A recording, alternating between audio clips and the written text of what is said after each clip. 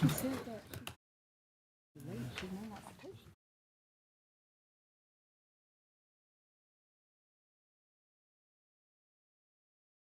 right, good evening, everyone. It is Tuesday, December 3rd, 2024. Thanks for waiting out in the hall, everybody, and thanks for joining us online for those who are there. We're here for our regular monthly business meeting of the Athens-Clarke County Commission and Mayor, and we're going to begin with a roll call from the clerk. Davenport. Here. Link. Here. Taylor. Wright. Present. Fisher. Poole. Here. Culpepper. Here. Myers. Here. Thornton. Here. Hamby. Here. We have a quorum. All right, and first formal order of business is the approval of the minutes of meetings of Wednesday, November 6th. There were two meetings that day. Tuesday, November 19th, two meetings that day as well, and non-voting meetings of Tuesday, November 12th and Tuesday, November 19th. And I know, Commissioner Houle, you submitted via email a couple of minor corrections. I'd entertain a motion for approval of minutes with those corrections. So moved. Second. All right, got a motion from Commissioner Houle, a second from Commissioner Myers. All in favor, please say aye. Aye. Any opposed? All right. We'll go ahead at this point and read the civility pledge provided to us by the Georgia Municipal Association. That indicates the way we govern ourselves is often as important as the positions we take. Our collective decisions will be better when differing views have had the opportunity to be fully vetted and considered. That all people have the right to be treated with respect, courtesy, and openness. We value all input, and we commit to conduct ourselves at all times with civility and courtesy to each other. So those are the rules of the road tonight, my friends. All right, we have some exciting stuff tonight. We're going to begin with some staff awards, and then we have some community awards as well. So I'm going to move down to next to the clerk.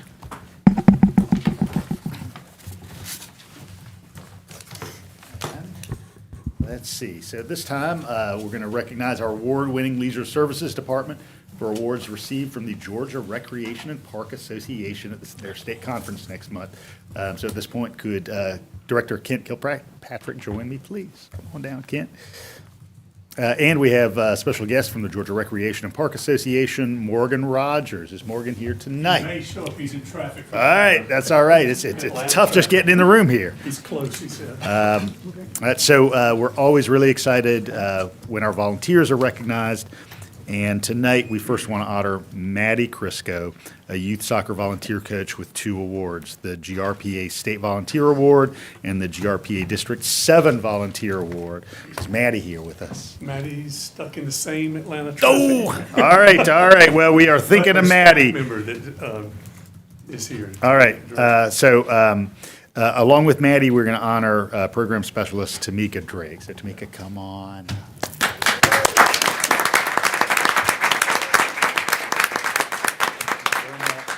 All right. Come on. Hang on to that. That's yours.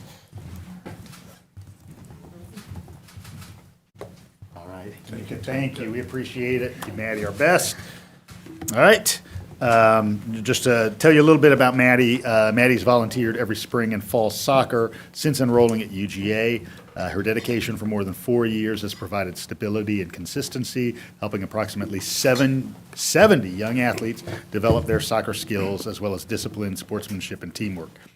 Notably, some of the children Maddie coached have returned to volunteer alongside her as assistant coaches, a testament to the lasting influence she's had on their lives. So thanks for her commitment and service. All right, now would Christine Stratton with Trails and Open Space please join us? All right, Christine, good to see you. All right, I want to tell you a little bit about the Classic City Kids Mountain Bike Club, which has earned the GRPA Aquatics or Athletic Network's Outstanding Program Award. Professional recreation staff from across the state selected this program as the very best. This is the second consecutive year that department staff has been recognized with a state outstanding program award. The goal of the Classic City Kids Mountain Bike Club is to provide an opportunity for young people to experience nature on two wheels, to introduce mountain biking and develop confidence while learning new bike skills in an unfamiliar environment. All right. This is a heavy one. work out there. She's getting wellness points for this. All right, round of applause.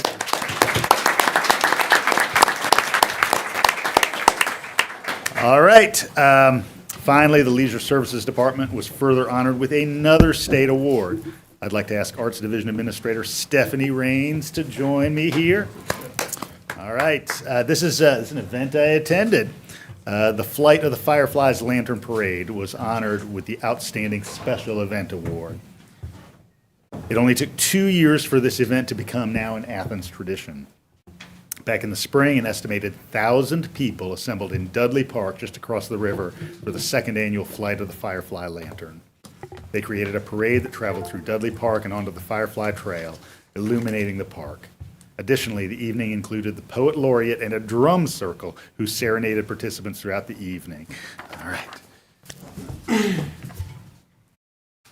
you. All right.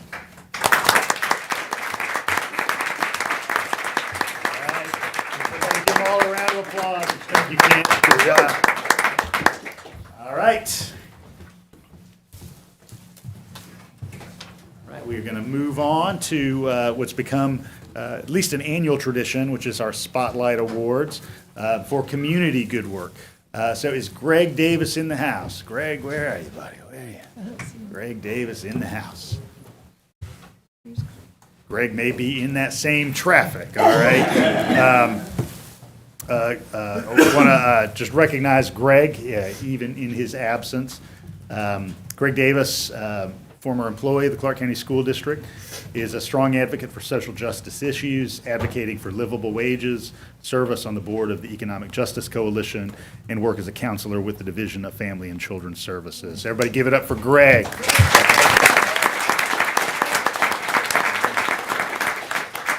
All right. I think I saw Lamar Handy.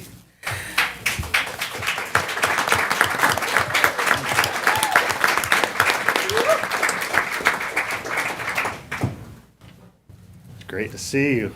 All right, I want to tell you a little bit about this gentleman. Mr. Handy founded the D.L. Handy Foundation, focusing on providing the community with empowerment, scholarships, and philanthropy, and mental health initiatives and awareness. The D.L. Handy Foundation has raised $18,000 for the Friends of Advantage and childhood cancer research. So thank you for your work.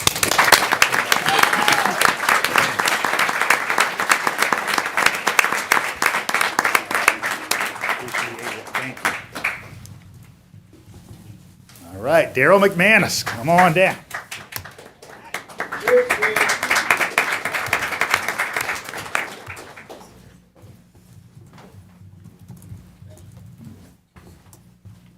Thanks for coming down, sir. I appreciate it. Good to see you. Mr. McManus has been a strong supporter through Pittard Road's water crisis, advocating for $8.7 million for Commission District 9, supporting civic engagement work, and serving as a proud member of the TSPLOST Oversight Committee. Everybody give it up for Daryl McManus.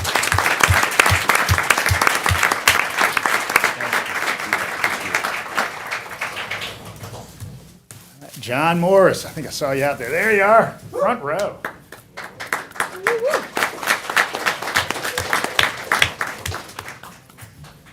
Sometimes you meet somebody and you think, oh, you're a generation younger than me, but I'm looking up to you, man. John has been a stalwart contributor to this community, leading the Thrive community programs at Advanced Behavioral Health Systems, steering the street outreach team, as well as serving as chair of the ACC Homeless Continuum of Care and running the emergency shelter hotel voucher program that's assisted over 235 households. Everybody give it up for John.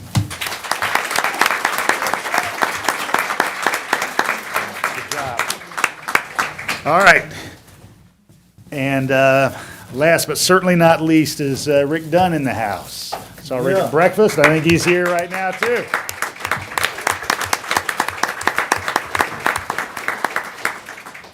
Now, Rick is who I've always wanted to grow up to be. And I'm going to be working on that for the rest of my life. Rick and I used to have offices about 40 feet down the hall from each other. Had some wild and woolly and hilarious years there. But he's been involved in so many great things in this community. including the ACC High School Completion Initiative focused on dropout prevention through mentoring, academic monitoring, life skills training, and exposure to post-secondary pathways. And he also has launched the Education Matters weekly youth-hosted radio show. So this is for you, Rick. Thank you. All right. I'm going to take a picture.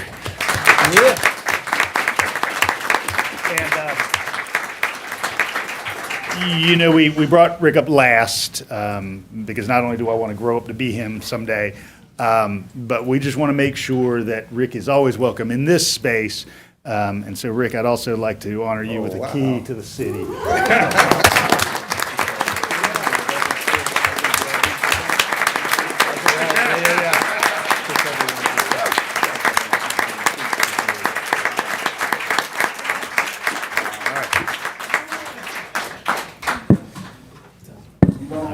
All right, we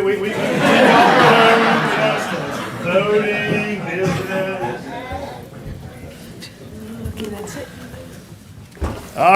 All right. Madam Clerk, do we have any written communications this evening? No, we do not. All right. With that, let me talk a little bit about public input tonight. We are going to have 4 distinct opportunities for public input tonight. The first will be on our consent agenda, which currently are items 1 through 11. Consent agenda items have been placed on the consent agenda for a single vote by the body and are generally agreed upon. We will then have public input on the individual planning and zoning items, which are items 12, 13, and 14. We will, following that, have public input on old and new business, which are items 15 through 25. And then at the conclusion of the evening, we will have public input on any item that was not on tonight's agenda to which you would like to speak of any matter. Terms of public input are essentially the same. You have a 3-minute opportunity for each of those segments. You see a light in front of the clerk. It will turn green when you begin speaking. It will turn yellow after 2.5 minutes, and it will turn red when your 3-minute public speaking opportunity has expired. And I'll thank you for your time with us tonight and ask that we be able to move on quickly to the next member of the community who would like to provide some input. So, once again, is there anybody who would like to provide public input on the consent agenda items? Again, those are 1 through 11. 1 through 11. Anyone like to provide input on any of those items 1 through 11? Give you a moment, take a look at the agenda, see if the spirit's moving you.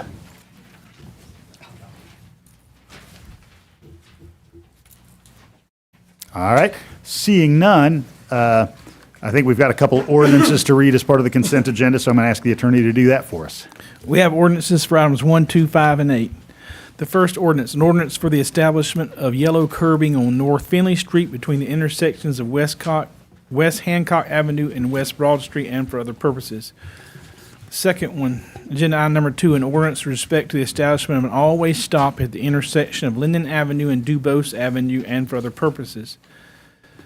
Ordinance number 5, an ordinance to amend the FY 2025 annual operating capital budget for Athens-Clarke County, Georgia, so as to provide grant funding to the Transportation and Public Works Department from the United States Department of Transportation 2023 Reconnecting Communities and Neighborhoods Planning Grant to fund the transportation plan and for other purposes. Ordinance number 8, an ordinance to amend the Special Purpose Local Option Sales Tax 2020 program budget so as to provide additional funding for project number 28, Mental Health Recovery Facility, and for other purposes. All right, thank you, Attorney Drake. Would somebody make a motion for approval of that consent agenda? So moved. I've got a motion from Commissioner Wright, and I've got a second from Commissioner Myers. All in favor, please say aye. Aye. Are there any opposed? All right, hearing none, motion carries. All right, we're going to move on to item 12. Item 12 is a planning and zoning item regarding 1300 U.S. Highway 29 North. Is there anyone here to speak to that item?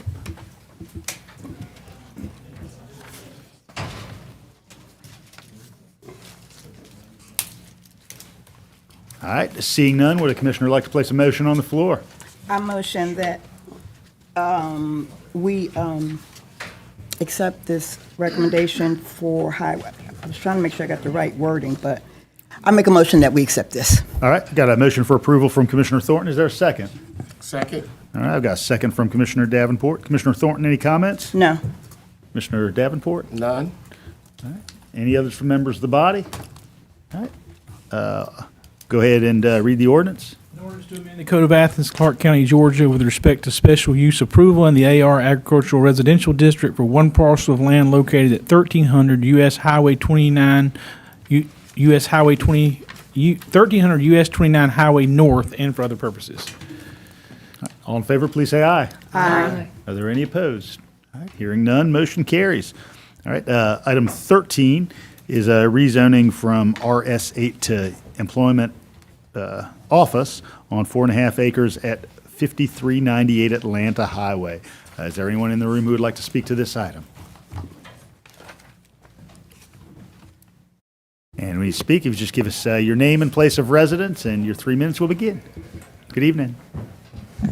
Good evening, Mayor and Council. My name is Leila Hardy, and I am representing Rehab Construction Co. Inc., and I'm the owner of H3 Development, and we're here to talk about 5398 Atlanta Highway.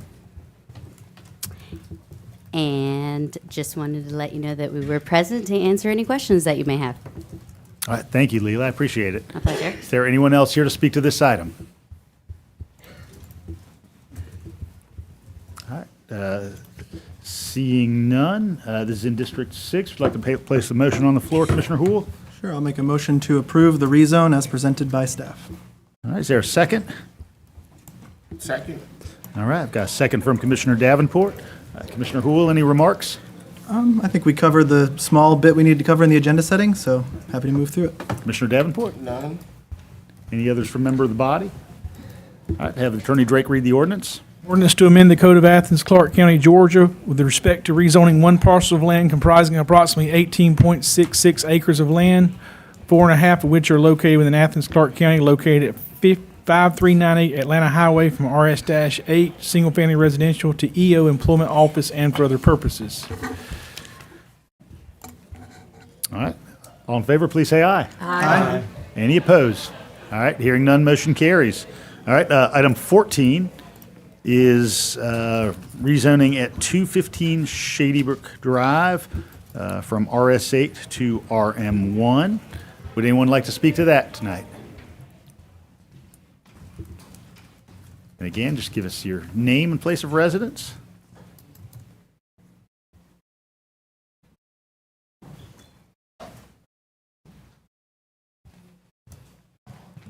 Thank you, Mayor Gertz. Ladies and gentlemen of the commission, my name is Ken Bell of Bell & Company. I reside at 1041 Lake Wellbrook Drive, Athens, Georgia.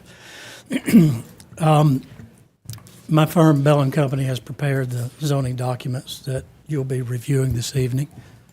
You may recall several months ago we were here with a rezone request, and we took the opportunity to withdraw that application to address the concerns that had revealed themselves during the process. As a result of that, Mr. Kittle, who's the owner of the property, has met with planning staff as well as Commissioner Davenport and Commissioner Taylor, along with members of the community and residents in the area. And we think that we've addressed all of what was perceived to be the previous concerns. If there are any others that we need to talk about, I would be happy to talk about those given that opportunity. Mr. Kittle is here if you have any questions about the project. And we would appreciate a favorable recommendation. Thank you very much. Thank you, Mr. Bell. Is there anyone else here who would like to speak to this project?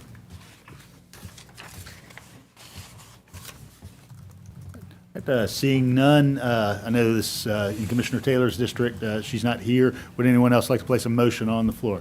I so move. Motion to approve. I'll second. All right, I've got a motion from Commissioner Davenport and a second from Commissioner Link. Commissioner Davenport? Yeah, thank you, Mr. Kittle and others, and Dr. Myers for attending the public session with the community. There were a lot of questions from the community which held this up, but the project as it is presented is going to be a compliment to those in the surrounding area off of Seagraves Drives, and I think it's going to be a great asset for Athens-Clarke County. Thank you. Commissioner Link? Yeah, I think this project provides some much-needed housing on a really beautiful piece of property, but it concentrates that housing to allow for the preservation of a significant portion of that land. It includes a stream corridor and access to the greenway, future greenway, and I appreciate the developer responding to the concerns, and I'm ready to vote on this. Other input?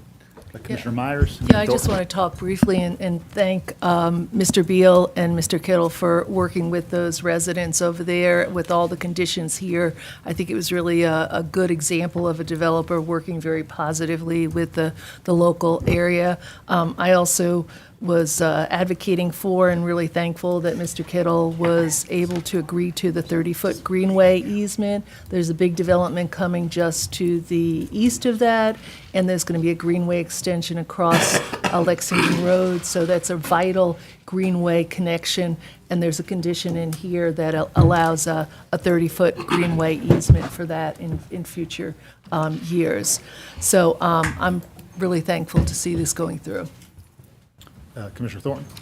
I was part of the original meetings before this went back to the drawing board, but I really want to give a lot of thanks to Commissioner Taylor.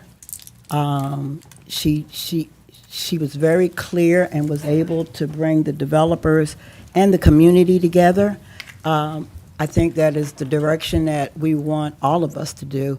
But Commissioner Taylor really stepped up on this one, and I think it proves how we can work with community and developers and contractors and business.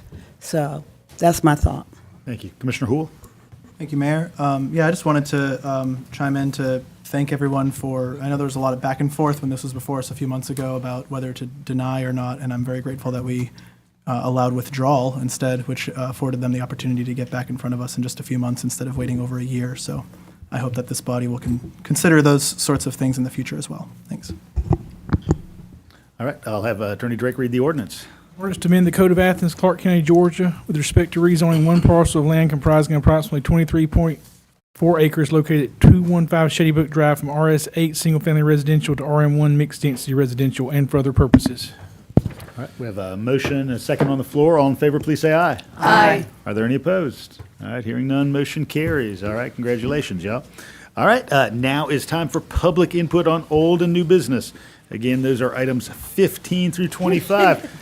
And given the volume of people in the room, if you'd line up, that way we can make this happen. I'll give everybody a second to coordinate your spot. Jump to the front. Grab a number. Oh, yeah, I need to. Thank you.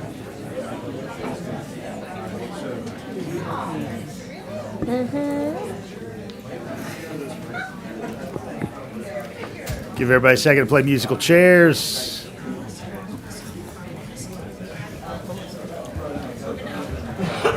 Find the place in line that feels good and comfortable for you.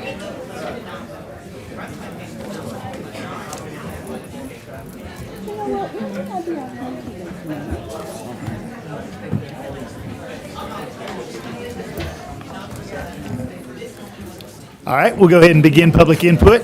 All right, folks should listen, please. Make sure you're hearing. Mr. Jones is going to begin here in just a second. All right, clerk is back. All right, good evening. How are you doing?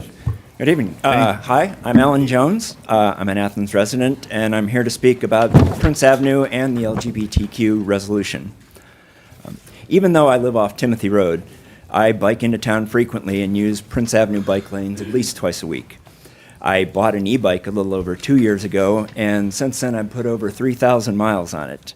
If that were commute time, that would be about the same for me as 3 months of not having a car on the road. Please keep making our roadways safe for all users. Thank you for that. As to the LGBTQ resolution, one thing I've learned from politics is if you want to not support something but don't want the backlash, sometimes you just need to dodge by stating a reason that's more procedurally technical, alluding to a better nondescript plan that will probably never transpire but at least can be suggested as a reason to kill the current proposal or another diversion. If you plan to vote no for the LGBTQ resolution, don't insult us with a dodge. Don't say you're not supporting it because it's non-binding or doesn't have teeth, or unless, and do so if you have a CDO in your pocket, maybe that's a better option. Don't vote no because we already have a Department of People and Belonging. That has nothing to do with this. It's a non sequitur, an argument that does not follow from the previous argument or statement. Don't vote no because it doesn't also include everybody else. We've been through that before with other resolutions. They don't have to. If you plan to vote no on this resolution because you don't like gay people or trans people because of your faith, show us your faith and say so. If you don't like us because you just think we're icky or mentally ill, just say so. But don't insult us with a dodge. Thank you. Thank you, Mr. Good evening. Good evening. My name is Sarah Rupersberg. I'm speaking tonight on behalf of the Boulevard Neighborhood Association. The Boulevard Neighborhood Association supports plans to make the current temporary traffic calming measures on Prince Avenue between Pulaski Street and Millage Avenue permanent. We encourage the mayor and commission to approve these plans. BNA represents many families, working people, retirees, and students who live next to Prince Avenue. Whether on foot, in a car, or on a bike, we use Prince Avenue every day. What happens on Prince Avenue has a big daily impact on our safety and our quality of life. That's why we support these plans, including the crosswalks, lane configurations, protected bike lanes, sidewalk improvements, better stormwater collection, and other enhancements that will make the corridor more safe, attractive, and vibrant. It is true that not everyone in our neighborhood likes every single detail of the traffic calming measures on Prince Avenue. And it is true that turning on or onto or off the corridor during busy times in the morning or late afternoon can take a few seconds longer than it used to. And that can be a little annoying. But one thing is clear to us. The slower traffic has made the avenue safer than it had been. It feels safer for those of us who cross it on foot and for those of us who drive or ride along it every day. The statistics confirm this feeling of greater safety. It is safer. According to information from Athens-Clarke County, crashes on this segment of Prince Avenue in 2015 were more than 50. Crashes on this segment of Prince Avenue in 2024, less than 20. Pedestrian-involved collisions between 2015 and 2022, 10. Pedestrian-involved collisions since the traffic calming measures have been in place, 0. The traffic calming measures have worked to make Prince Avenue safer. That is the most important thing from our neighborhood's perspective. But they've also had at least one other major positive effect. This section of Prince Avenue has become an active hub for small businesses, for restaurants, retailers, grocery stores, event venues, coffee shops. You can see this vibrancy plainly, even if you are just driving by. These businesses serve not only our neighborhood, but all of Athens and the region as well. We have worked with the mayor and commission for decades now to enhance the safety, functionality, and the beauty of Prince Avenue, a corridor that is a big part of the daily lives of the people living in our neighborhood. Please move forward with these plans. And in case it helps, if anyone is here to speak on behalf of Prince Avenue, if you'd like to stand now so the mayor and commission can see you're here in support and maybe save you a little time and them, please stand up or raise your hand. Thank you. Thank you, Sarah. Good job. Good evening. Hi, I'm Rosemary Woodell. I live in Wesley Woods, Athens, which is sort of a dormitory for old people. And I attend the Unitarian Universalist Fellowship of Athens, where we welcome diversity. And I'm speaking, hoping that you will all vote for the resolution number 22 on the agenda, supporting LGBTQIA plus members of our community. I want all my friends to feel welcome and safe. Thank you. Thank you, Rosemary. Good evening. Good evening. My name's Shannon Dominy, and I live at 175 Morning View Drive. I've been in Athens 12 years, and it's one of my favorite places in the world. and the city has always been a place where creativity and diversity and community thrive. And making it a safe haven city for the LGBTQ plus individuals would be a powerful step in upholding those values. As a queer person, knowing that my city is committed to protecting and supporting people like me would make me and my loved ones feel safer, more valued, and more supported, especially in a state and country where the political climate can feel increasingly hostile. This commitment would also encourage me to stay in Athens, investing in and contributing to a community that truly prioritizes inclusion and well-being. Everyone deserves to feel safe and relaxed in their home, but right now, queer folks in this country often live in fear and uncertainty. Declaring Athens a safe haven would be a sign of hope and safety for those who need it most, reinforcing our identity as a welcoming and compassionate community. Thank you, Shannon. Thank you. Good evening. Hello. Good evening, everyone. My name is Lucy Loop, and my address is 110 Honeytree Drive, and my pronouns are they, them. I am proud to stand here before you today to speak in support of making Athens a safe haven for the LGBTQIA plus community. Though I am new to this wonderful city, the warmth, diversity, and sense of community that I've already encountered here have made me feel welcomed. But I am also aware of the current political climate, which for many of us can feel frightening and uncertain. As a member of the LGBTQIA plus community, I can tell you that right now we are living in a time where the safety and rights of our community are under increasing threat. In many parts of this country, laws are being passed to attempt to erase us, limit our rights, and make us feel like we do not belong. It is a scary time for many of us, and for my loved ones, it can be as though our very existence is being attacked. That's why a safe haven for the LGBTQIA plus community in Athens would mean so much. It would be a clear statement that we belong here, that this is a place where we are seen, heard, and protected. It would create a space where we can feel not just tolerated, but valued, where we don't have to constantly look over our shoulders in fear, but can live openly and authentically. For me personally, and for so many others like me, making Athens a safe haven would be a game changer. It would give me the confidence to say, yes, this is where I want to be. This is where I want to build my life and raise my children. I want to feel secure in my home, and I want my children to grow up in a place where they know they are safe, supported, and free to be themselves. The support for this resolution is not just for me or for those of the LGBTQ plus community. It is a message to all of Athens, to all of Georgia, and to the world, that love is love and that everyone deserves to feel safe in their own skin, and our community stands firm in the commitment to inclusivity and respect. Making Athens a safe haven for the LGBTQIA plus community would be a sign of courage and leadership in the face of fear and division. It would be a beacon of hope for those of us who feel marginalized, and it would show that Athens is a place that embraces and celebrates diverse identities and makes us stronger.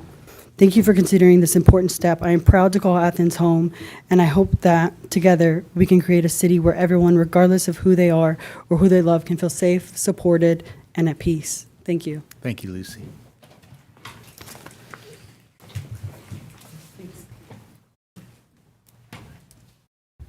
Good evening. Good evening. I'm Andrea Swigert. I live at 583 Satula Avenue. I want to speak in support of the LGBTQ resolution that we just heard about. I want to support all the community members who are part of that community. And I want to echo what these other folks have just said so eloquently, that I'm very proud of Athens, and I think that this is something that we need to do as a community to support our fellow citizens. I am also here as a daily bike rider on Prince Avenue to speak in support of that resolution, and to urge you to please vote for the CDO, the Commission design option. And thank you for the commissioners who addressed those concerns, and I hope have alleviated some of the concerns that y'all have had. I spoke last time about this issue, so I'm just going to be brief, but this is really, really important to those of us who live around that area in terms of safety for our kids and for all community members, motorists, in addition to pedestrians and cyclists. Crashes are down, so please vote in favor of that. Thank you. Thank you, Andrea.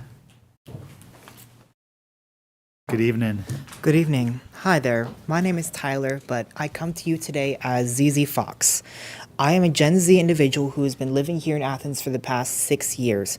I have learned to call this place in my community as home. Now, my family's not originally from here. They typically live in Hartwell. And when I'm in Hartwell, I don't typically feel safe. I have a full set of clothing that I wear specifically there just so I know I don't stand out. When I'm there, I have to walk a certain way, talk a certain way, and not feel like myself. When I'm here, though, I truly feel like I am home, and I wish to keep being able to call Athens my home.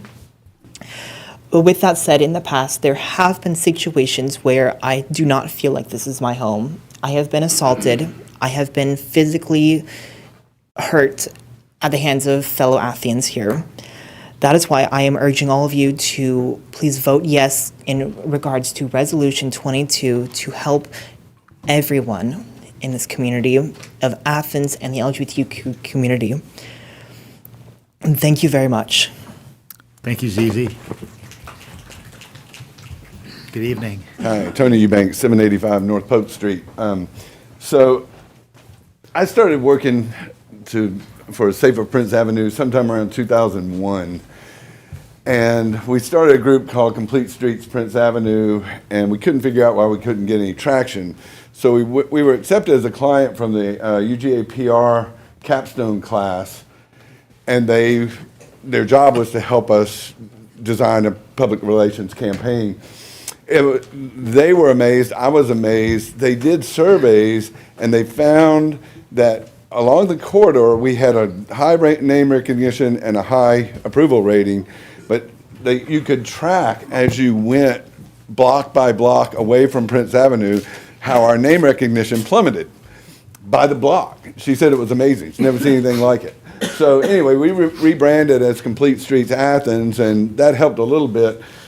But the point of me bringing this up is after the agenda setting meeting 2 weeks ago, I spoke and then went home and watched the rest of the meeting on TV, and I was amazed at the number and quality of the commenters. It was amazing. Something that I had advocated for, I had no idea how far-reaching the effects would be. And the thing about it is of those speakers, I probably didn't know 75% of them. Never seen them, never met them. And so the point of that is the best spokesman that we have for Prince Avenue is Prince Avenue. I mean, the changes have affected people so positively that you heard 2 hours of it at an agenda setting meeting. So I don't think there's anything more needs to be said. I think we need to keep the road as it is, make it permanent. As my friend Jasmine said, make it permanent, make it pretty. Thank y'all very much. Thank you, Tony. Good evening. Good evening, Mr. Mayor, Commissioners, and thanks a lot, Tony. That's what I was going to say, kind of. I started with a petition to Mayor Doc Eldridge in 2002, and I was going to recount the entire history, 2004, Kappa, 2012, Prince Avenue Corridor Study. It says 3 laning a portion of Prince Avenue under local control should be given consideration to promote safety and reduce traffic congestion. 2014, GDOT says recommends upgraded pedestrian facilities, bulb outs, parking studies, curb cuts, installing bike lanes, and a road diet. In 2017, we know we have the citizens approved TSPLOST. This is the first TSPLOST that we had, I believe, and Prince Avenue was among one of those projects. We had the Mayor and Commission approve the Athens in Motion Commission, piggybacking on what was done at the state. And in 2020, we started working on that 2018 TSPLOST, meeting every month since then to put together the prototype, the pilot study. That pilot study went very well, and there was good positive feedback from the public. And here we are, hopefully at the almost conclusion of this project. I have been involved, as I mentioned, since that petition. And if I was born with that petition, I'm now past my terrible twos, my moody adolescence, my awkward teenage years. I've gotten a driver's license, and I've had a car wreck. I have voted, and I can legally have an adult beverage. I am 22 years old. So please, don't wait until I settle down and have a midlife crisis. Pass something forward on Prince Avenue today. Thank you. Thank you, Peter. Good evening. Hello. My name is Shelby Funk. I live in Normaltown. I work at UGA. I'm a bike commuter. Ride to work, rain or shine. And I just want to say how much I appreciate how bike-friendly Athens is in general, and how much I do like the improvements along Prince Avenue. I used to avoid Prince Avenue on my bike, and now I find it really a very safe ride. And other people have mentioned statistics that make it clear that it really is a safer ride. So I would like to speak in favor of supporting making those changes permanent. I also do drive along Prince Avenue in my car a fair amount, and I would like to say it doesn't seem like there's any downside. From my perspective, there's a lot of upside and little to no downside of making those changes permanent. So, thank you. Thank you, Shelby. Good evening. Good evening. Hi, Kristen Morales, 338 Satula Avenue. Thank you all for your service. So I just wanted to say this, the item about Prince Avenue, it's not about bikes, it's not about pedestrians, it's not about electric cars or things that fly. Instead, this is about a community that came together to fix something that was broken, and Prince Avenue was broken. So then a few years ago, after years, as we have learned, decades of studies and experts and staff hours and volunteer hours and many, many, many rounds of public comment, we tried something. And we tried making a street better for everyone. And it's been a resounding success. And people feel safer, kids feel more independent, and we have a thoroughfare that goes into downtown that embraces everyone. So it should go without saying that the improvements to Prince Avenue be embraced and approved, but I'm here to say it anyway. I also have, I wanted to share a thought about item 22, the resolution. It makes me sad that anyone here would try to kick the resolution back to committee or otherwise just point in another direction to justify not passing this. So just support your fellow human beings and just do the right thing and pass the resolution. So thank you. Thank you, Kristen. Good evening. Hello, my name is Thea Canby, and I'm a resident of Athens-Clarke County. I am a teacher, a veteran, and a trans woman. Before moving to Athens, I asked around to find out if the city was a safe place for queer people. The answer I got was, it wants to be. But my dream job was here, so I hoped that Athens wanting to be safe would be enough. But 3 months after moving here, I was sexually assaulted by a stranger who called me diseased for being trans. He said that it was my fault, that my disease had infected his brain and made him assault me. I didn't go to the police at first, but a friend told me that Athens cops are cool and that she would go with me. She was stunned to see the way I was treated while reporting this assault at the police department on Lexington Road. She was confused as to why I was not only misgendered, but treated as if I deserved what had happened. I have since learned that I was denied access to resources that are offered to victims of the crime I suffered, resources I very much needed at the time. I have been called slurs, interrogated by strangers, and told that I will burn in hell for all eternity on the streets of the city. And it has taken all of my mental and emotional strength with countless hours of therapy to convince myself that I didn't deserve every word, curse, and threat. I know that at the last meeting, this resolution was called redundant. You believe that Athens has made its stance on this clear. But as someone who has suffered at the hands of your citizens and under the ignorance of your employees, I am telling you that you have not said it clear enough or loud enough. Not loud enough for people who see us as a disease. Not clear enough for me to trust your police. Not meaningfully enough that I can see this treatment as counter to the city of Athens. And importantly, your past statements and gestures of support have not been emphatic enough for the children in the city who are facing daily harassment and discrimination, treatment that they internalize and will carry with them for the rest of their lives.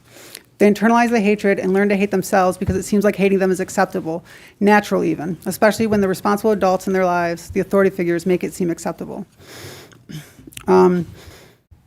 Trans people, children and adults, have suffered in your city under your watch. So some of them worked with your mayors and some of you to bring this resolution forward. They're asking you to say trans people should be safe in the city.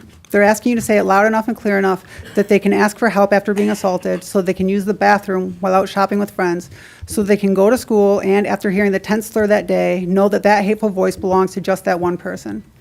Trans kids have spent months hearing anti-trans rhetoric and political ads. They're the focus of discussions happening at the Capitol, where legislators are planning to further restrict their rights with discriminatory legislation. This state has already harshly restricted their access to health care and banned them from sports. Next year, it could very well take away their bathrooms and out them to unaccepting, perhaps even violent families. These laws not only take away the rights and resources of trans youth, but also tells them that the acceptable way to treat them, the natural way they should treat themselves, is through harm. This resolution might seem redundant or unnecessary to you, but to the trans people in your district, especially trans youth, with all that's rising against them, this resolution can tell them that at least someone says that they don't deserve to be treated that way. And if it's followed by action, they may actually believe it. Thank you. Thank you, Thea. Good evening. Good evening.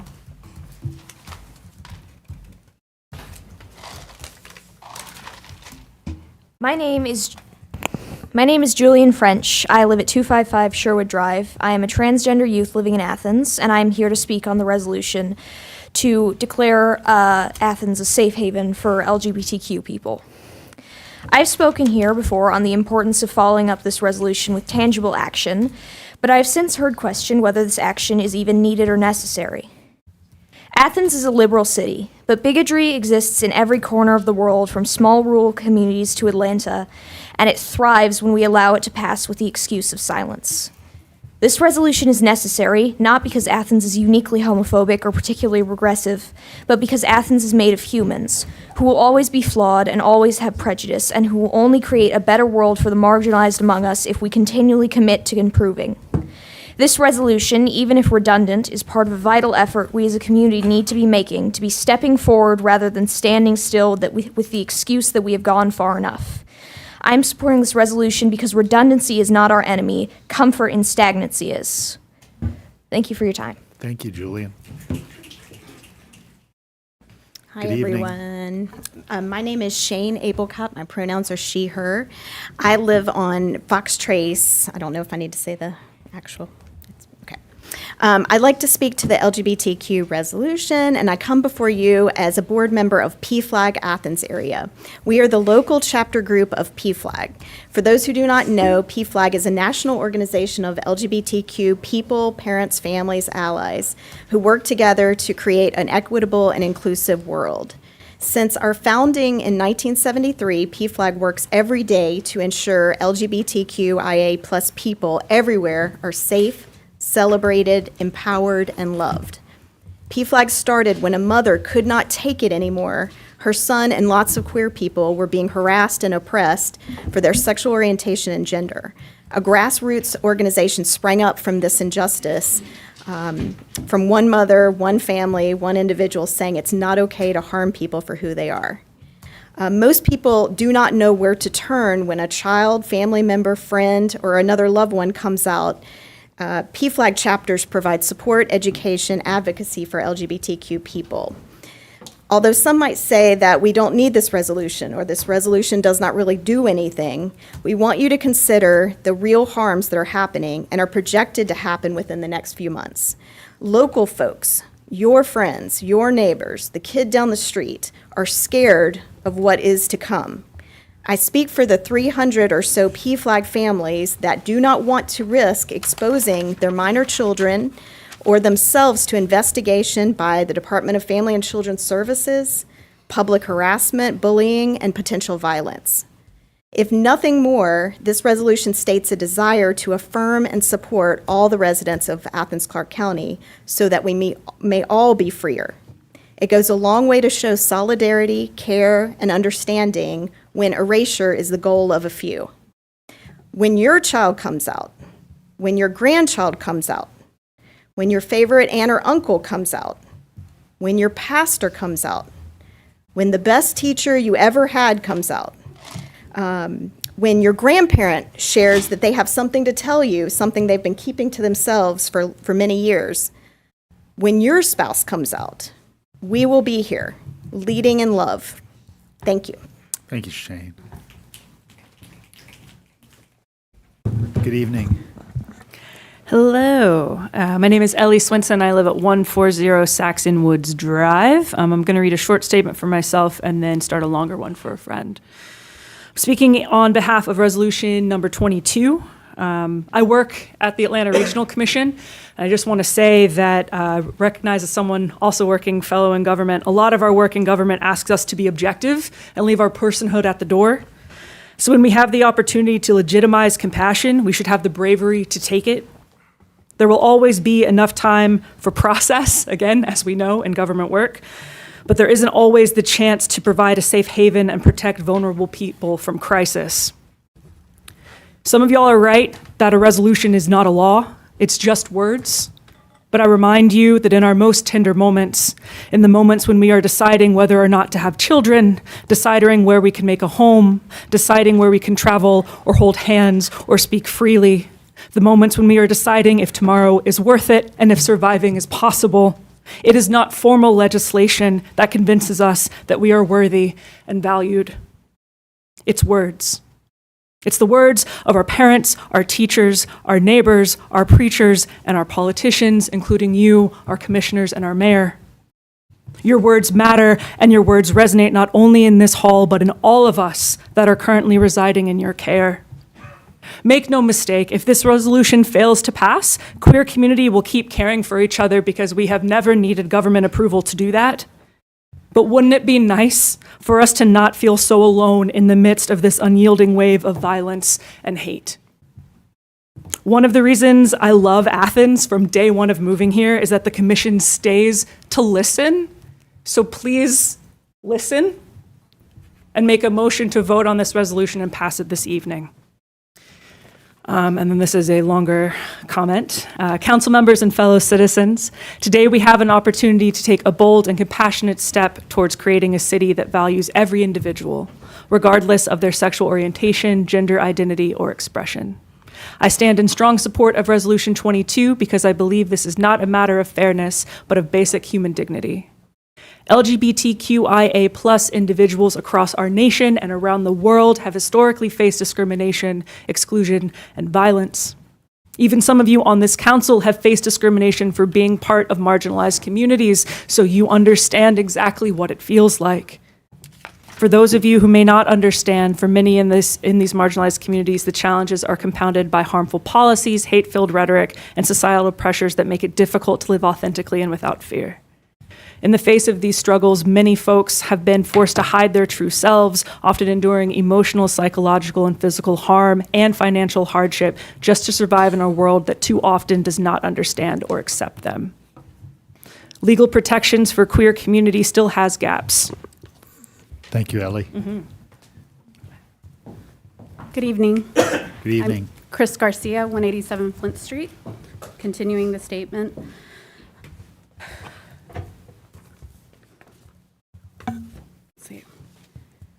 For those of you who may, she already read that. It is difficult to live authentically and without fear. In the face of these struggles, many LGBTQIA plus individuals have been forced to hide their true selves, often enduring emotional, psychological, physical harm, and financial hardship. There are still gaps in the protections, particularly in areas like housing, education, and public accommodations. Here in Georgia, the community continues to lack explicit statewide protections against discrimination.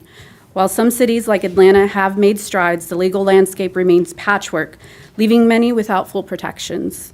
The federal government has stepped up in some key areas, particularly with the landmark Bostock versus Clayton County decision, which extends employment protections to those in the community. But that decision alone does not fill those gaps. In many areas, we still face discrimination, and the laws are inconsistent from state to state and city to city. This is where we as a city can step in and make a difference. We have the power to stand as a beacon of hope and inclusion. By adopting this resolution, we can ensure that everyone who walks through our streets, regardless of their identity, can do so with safety, pride, and respect. We're not just talking, we're talking about fostering an environment about where our LGBTQIA plus members feel valued and supported and welcomed like everyone else in the community. This resolution will send a powerful message to our community and beyond. You are seen, you are valued, and you are safe here. We are committed to creating a city where every person, no matter who they love, how they identify, or how they express themselves, can live free from fear and persecution. This is why it is so crucial to pass this resolution today. It will ensure that our city stands as a place where everyone can thrive, free from the threat of discrimination and hatred. It will make clear that we are a city that doesn't just tolerate diversity, but celebrates it. We will be a city where every individual has access to the same opportunities, where they are not judged by who they love or how they identify, but instead are seen for their full humanity. This resolution is a declaration of who we are as a community. We are a community that cherishes diversity, promotes equality, and values the rich tapestry of experiences that make us stronger. We are a community that understands that when we lift up the most marginalized among us, we all rise together. Today, let us make sure that our city is a place of sanctuary and safety for everyone, regardless of their sexual orientation or gender identity. We have the chance to set an example for the rest of the state and the nation, a chance to build a future where every person is treated with dignity, respect, and love.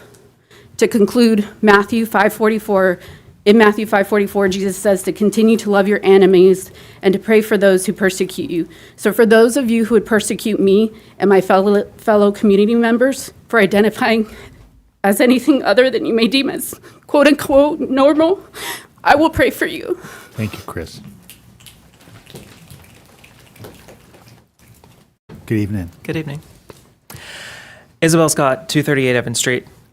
So I support the LGBTQ support resolution, the Prince Avenue CDO, and the ranked choice voting resolution. I actually helped write the ranked choice voting resolution. A while ago, I started a local chapter of an advocacy organization this past March. We have organized education events like a movie screening and monthly meetings, canvassed at Athens events, and reached out to each of you commissioners over the summer and throughout this fall. I've also emailed each of you a detailed white paper explaining ranked choice voting resolutions. While I don't have much time to speak on it today, I want to emphasize one thing. The resolution is asking the Georgia legislature to give us more control over our elections. This does not mean that we're immediately adopting ranked choice voting. We are asking the legislature for the option to use it if we so choose. If and when that time comes, we can consult the Board of Elections and other staff to ensure that every single detail is set. I also urge you not to postpone this vote in any way. The Georgia legislative session begins soon, and it is imperative to get this in before the session starts. In addition to being a resident and homeowner in Athens, I'm also a trans woman. I knew that I felt like a woman as early as elementary school, but I wouldn't admit it to myself until high school. Even then, I refused to come out due to the persecution that I saw trans women face. So I didn't come out for years, and I spent my entire life forcing myself to be someone that I wasn't in order to avoid persecution. I hated myself, and I didn't want to go on living. Eventually, it all came to a head after high school, and I decided to be myself, no matter how much persecution I faced. While I don't have time to go through every instance of hate that I've experienced, it's a daily battle, and it has grown rapidly since the election due to people feeling emboldened in their hatred. Unfortunately, I'm not alone in my experience with persecution. I personally know many trans women who have been abused, raped, or even nearly killed due to their mere existence. I know 3 trans people who have overdosed and died due to insufficient treatment for mental health conditions resulting from such experiences. We are treated as the scum of the earth. Commissioner Culpepper is right. This is just an opinion, but it's the commission taking a loud, clear stance on the fact that they will not put up with the dehumanization or persecution of anybody. I also accept, never mind on that. Commissioners, I have gotten to know most of you individually. I know we all have different stories and experiences, but I also know that many of us can relate to the fear, the deep-rooted fear of the hatred and attacks from people with hatred in their hearts. And I don't want to fear for my life anymore. So please let Athens stand united in its message that we are a welcoming space for everyone. Do not let fear take root. We stand together in support of those in need, and right now, my community is in need of your support. Thank you. Thank you, Isabel. Good evening. Good evening, Mayor and Commission. My name is John Wares. I'm at 280 Cherokee Avenue. I've been here about 20 years, and it's kind of sad to be here about what should be such a small thing in the face of actual human rights concerns for my trans and LGBTQ plus friends. I support the Safe Haven resolution and hope you will as well. But I'm prepared to talk about the protected bike lanes on Prince. So I'm here as somebody who uses the bike lanes in Athens-Clarke County, as well as other routes because of the paucity of bike lanes, let alone protected bike lanes. It makes me angry how much work we have to maintain just to have the small network of relatively safe bike travel that we have in this city. We are behind our peer and aspirational cities in providing transportation options for those who do not or cannot afford, do not have or cannot afford a car. And we are far behind where we should be in encouraging more reduced carbon or zero carbon modes of transportation. Maybe some don't believe in anthropogenic climate change, but as a scientist, I'm appalled at how little action I see the City of Athens and the University of Georgia taking towards supporting environmentally friendly and safer options. We're here tonight to argue over a few blocks of protected bike lane, with our few opponents being the car culture that I see routinely running red lights, looking at their phones while driving, and most recently, smashing into my parked car on Thanksgiving morning. So curbs and protected lanes are important. They're important for safety, they're important for our freedom to move. I ride my bike every day to pick up groceries, go to work, meet friends, and take care of my health. I cannot believe we have to constantly beg our city for such small actions towards making it better, safer, and more inclusive. Thank you, John. Good evening. Good evening. My name is Anastasia Gandhi, and I'm a transgender resident of Athens, Georgia. And I simply wanted to speak briefly on my love for Athens. My family is here. I have lived here, studied here, worked here. I first came to Athens to study at UGA, and I loved it so much that I came back for my master's degree. And then I loved it so much that I moved back to Athens to study at Athens Technical College. Athens is a place of discovery, both about the world and about ourselves.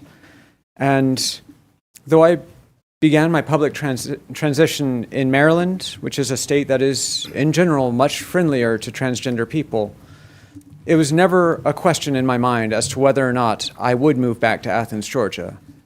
Because I believe that Athens, Georgia has the potential, the history, and I hope the will to stand for what is right, both in the statement under question today and in the challenges that are doubtless going to be coming in the future. So, as you vote tonight, I simply ask that you keep this one thought in mind. Would the B-52s be disappointed in me? Thank you. Go Dogs. Thank you, Anastasia. Good evening. Good evening. Kelsey Tomlin, 825 Gaines School Road. I grew up in Columbus, Georgia. When I first moved to Athens in 2011, I had no idea that the impact that this town and this community would have on me. As a lesbian, and I am a lesbian, and my wonderful partner of 13 years, who I met at UGA, is transgender. I would not feel safe declaring that out loud in most parts of my hometown, but I feel comfortable in Athens. In 2023, after living in Washington, D.C. for 7 years, we decided to move back to Athens because of the vibrant and inclusive community. I received my master's in public administration from UGA in 2013, specializing in budgeting and finance. So I can say with some degree of certainty that resolutions are not in fact legally binding. They do not necessitate legal action or definitive policy. It is unfortunately not within the Commission's power to guarantee full legal protection to all its constituents. What is in your power today is whether or not you choose to stand with your LGBTQ plus constituents. Tell us that you represent us, all of us, as we are. With your vote to approve this resolution, number 22, You are affirming your belief that Athens should be safe for all people, safe for LGBTQ people to visit here, to make art and music here, and to start businesses here, to simply be here. Many in the community are unfortunately accustomed to fear. We fear rejection from our families.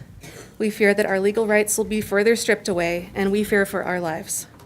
Our sense of safety was shaken to its core in October. We want to know that the Commission understands our fear and that you stand in solidarity with us.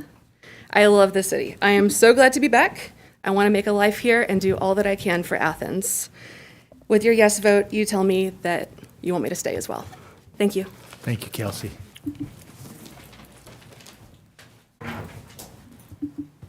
Good evening.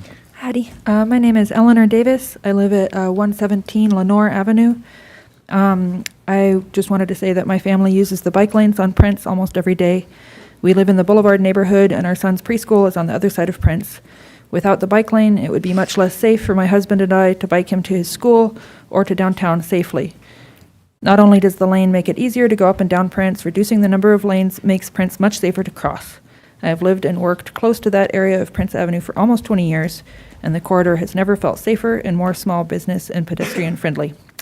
I'm also strongly in favor of the resolution to support Athens LGBTQAI+ community. Thank you. Thank you, Eleanor.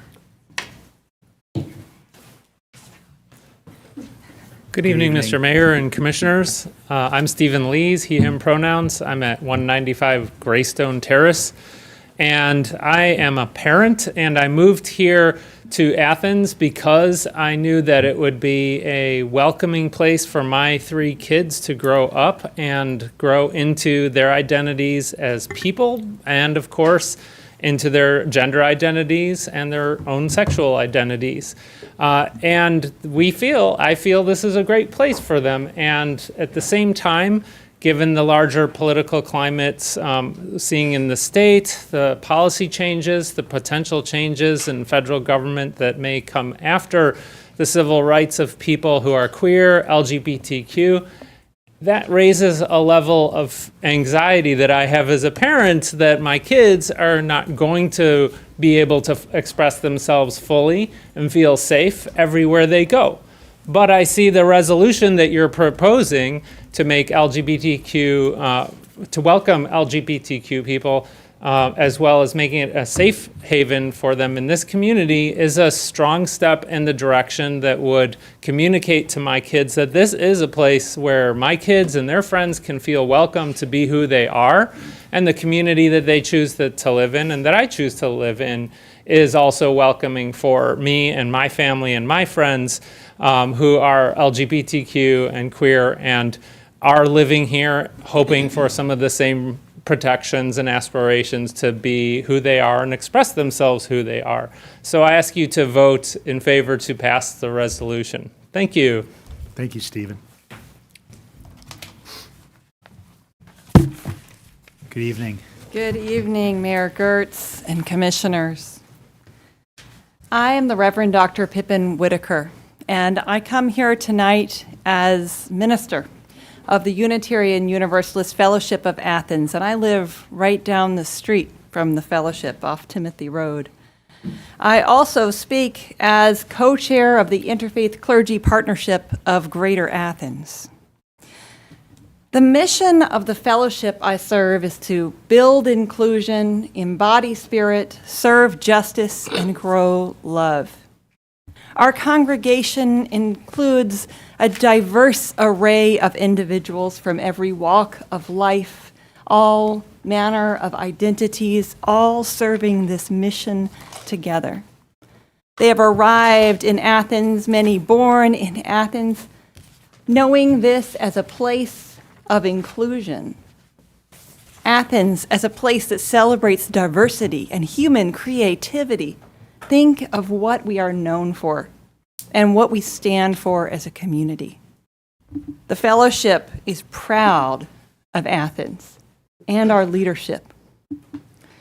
The resolution, which is item number 22, the LGBTQIA+ resolution, expresses these Athenian values of integrity and diversity and human creativity.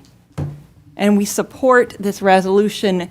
We also applaud your crafting of these important words. Now, why are these words so important right now?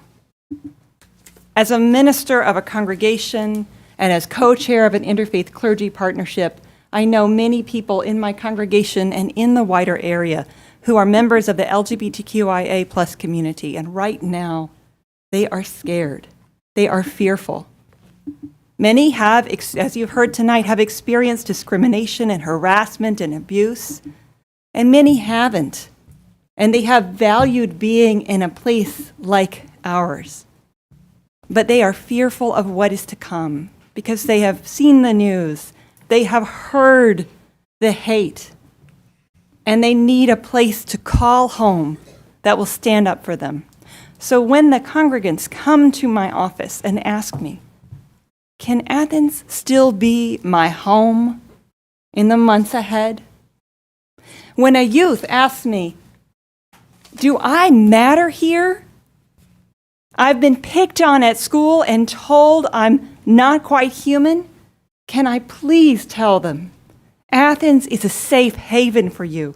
Athens is your home. And here's the resolution that attests to that attests to our intent. Your words matter. You may not have the full force of law, but this resolution matters. I ask you to pass it.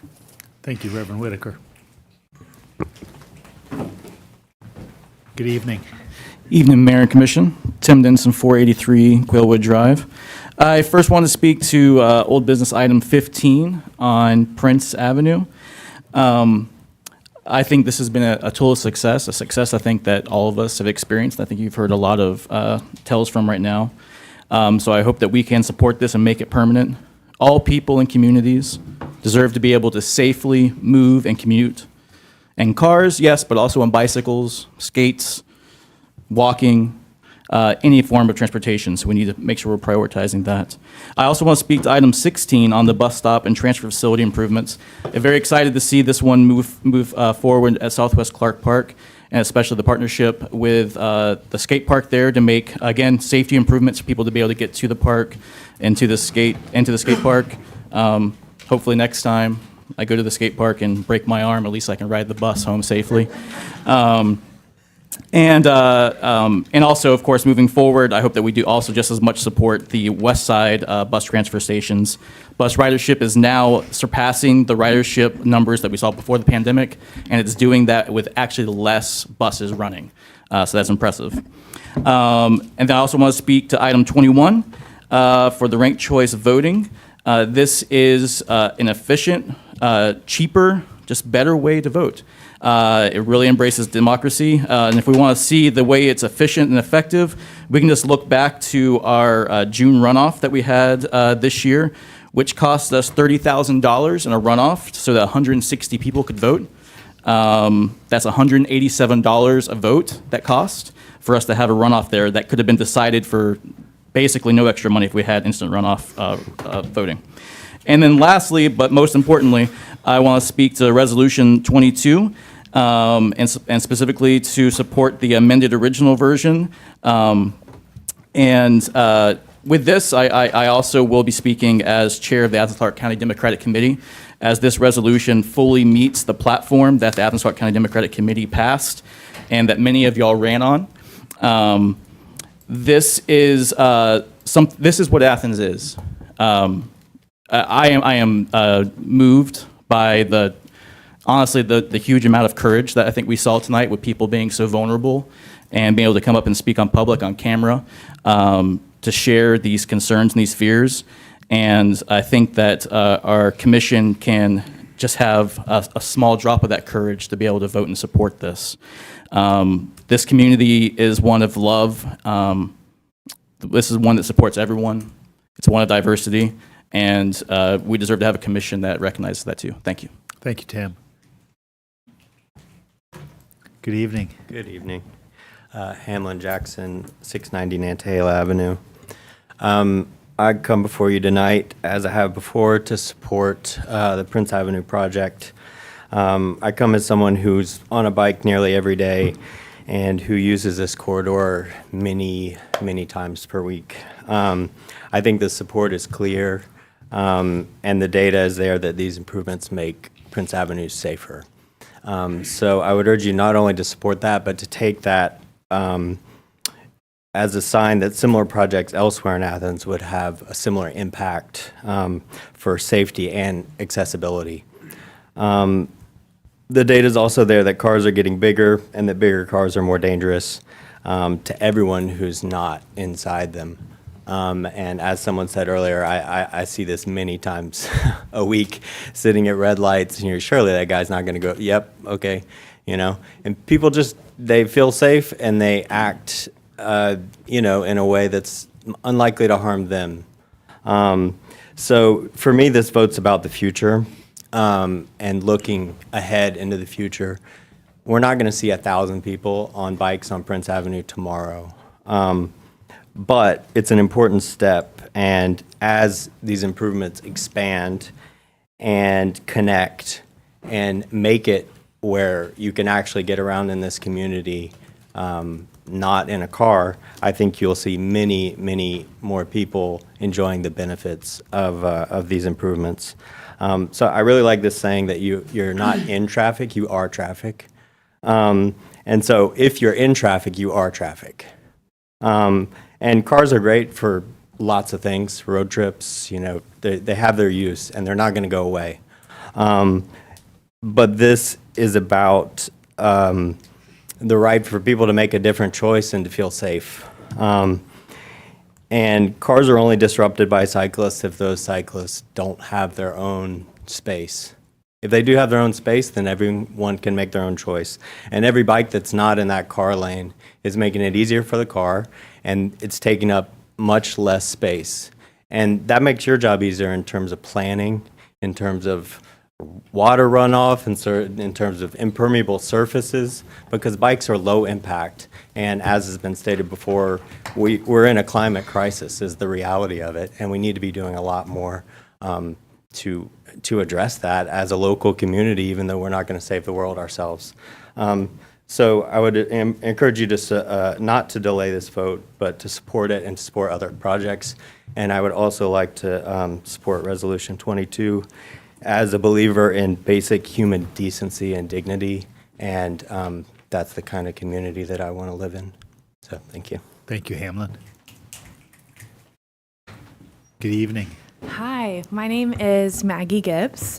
I live at 1258 Town Square Court, and I am a member of the Athens community, a business owner, a homeowner, a literacy mentor, and a therapist. And I am here today to speak in support of passing of Resolution 22 to make Athens a sanctuary city and in support of the Prince Ave bike lanes.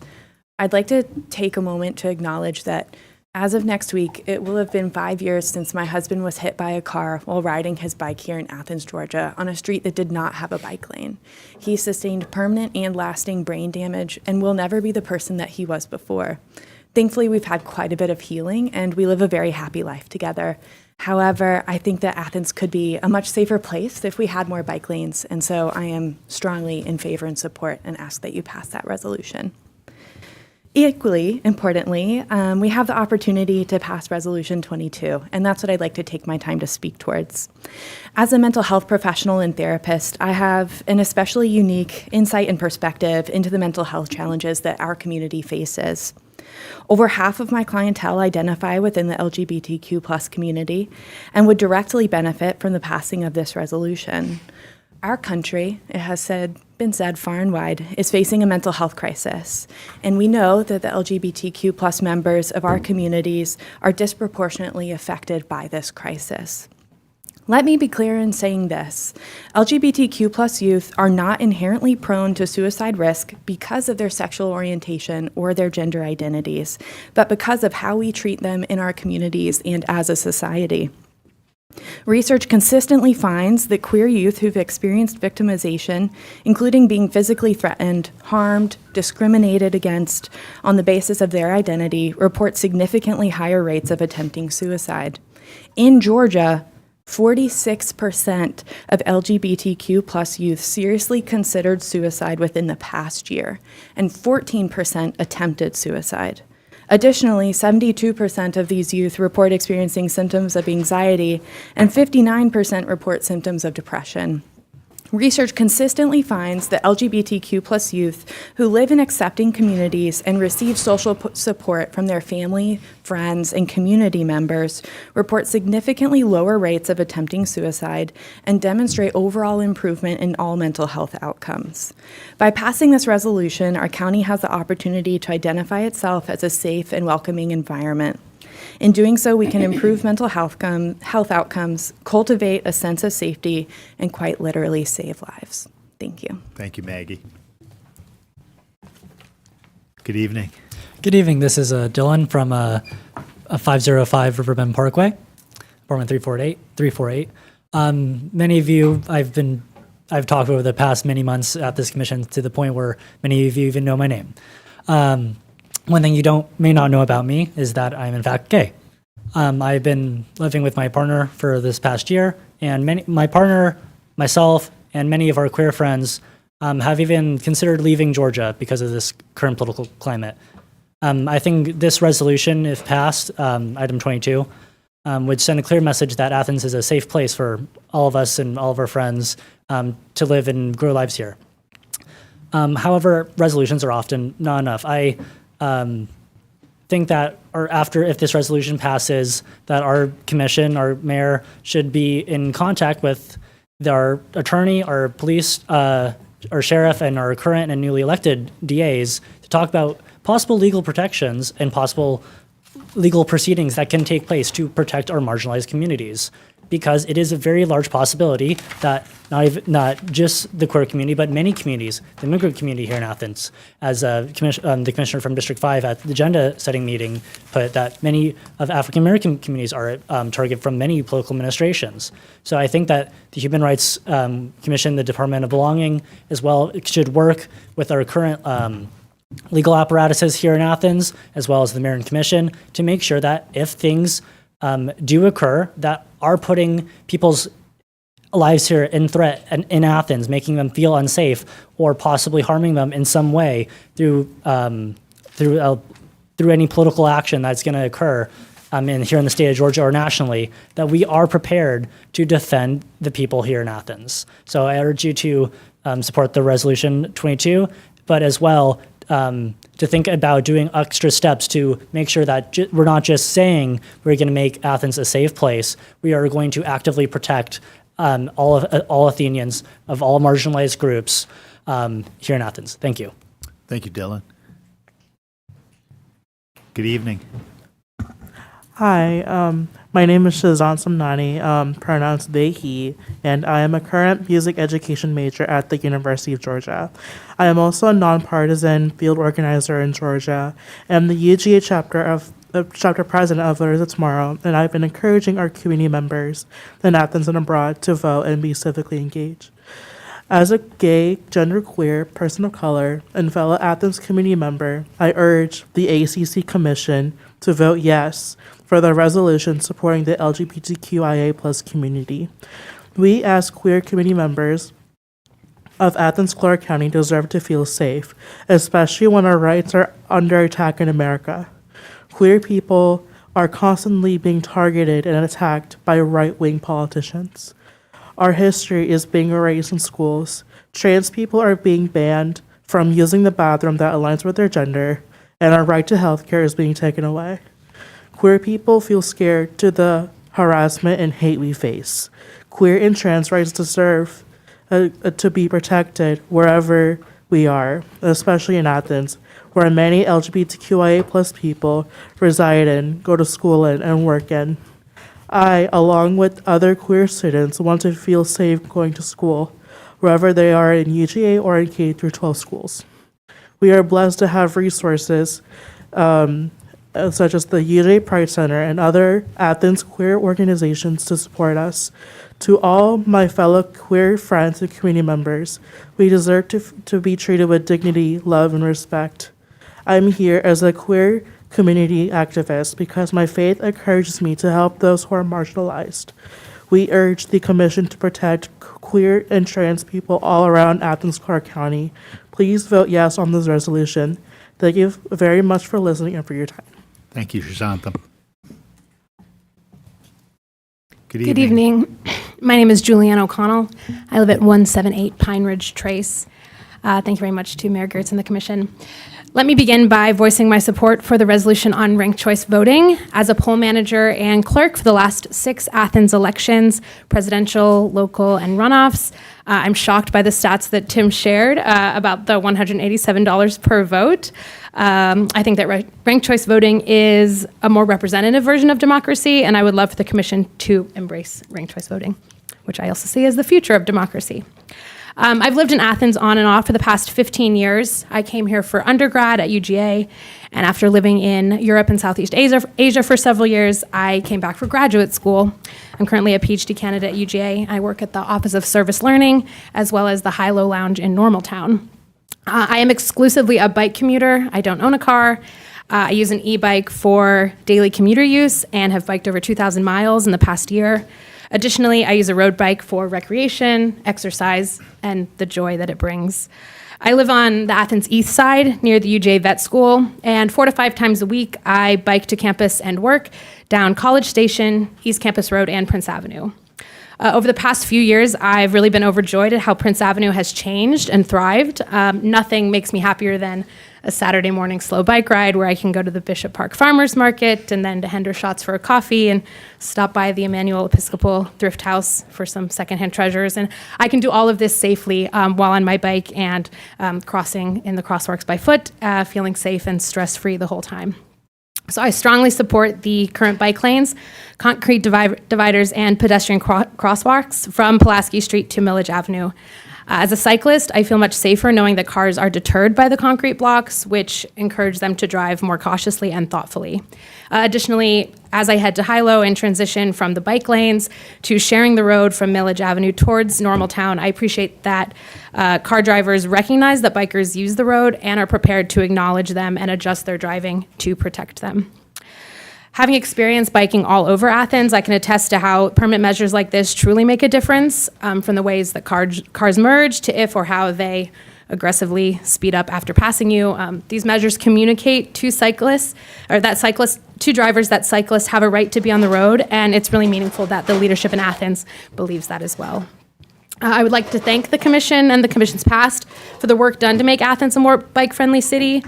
From the Greenway expansion to the current Commission design option, increased walking, biking, and other non-car-centric forms of transportation help make Athens a more safe, healthy, and fun place to live, and I urge the Commission's continued support of the protected bike lanes.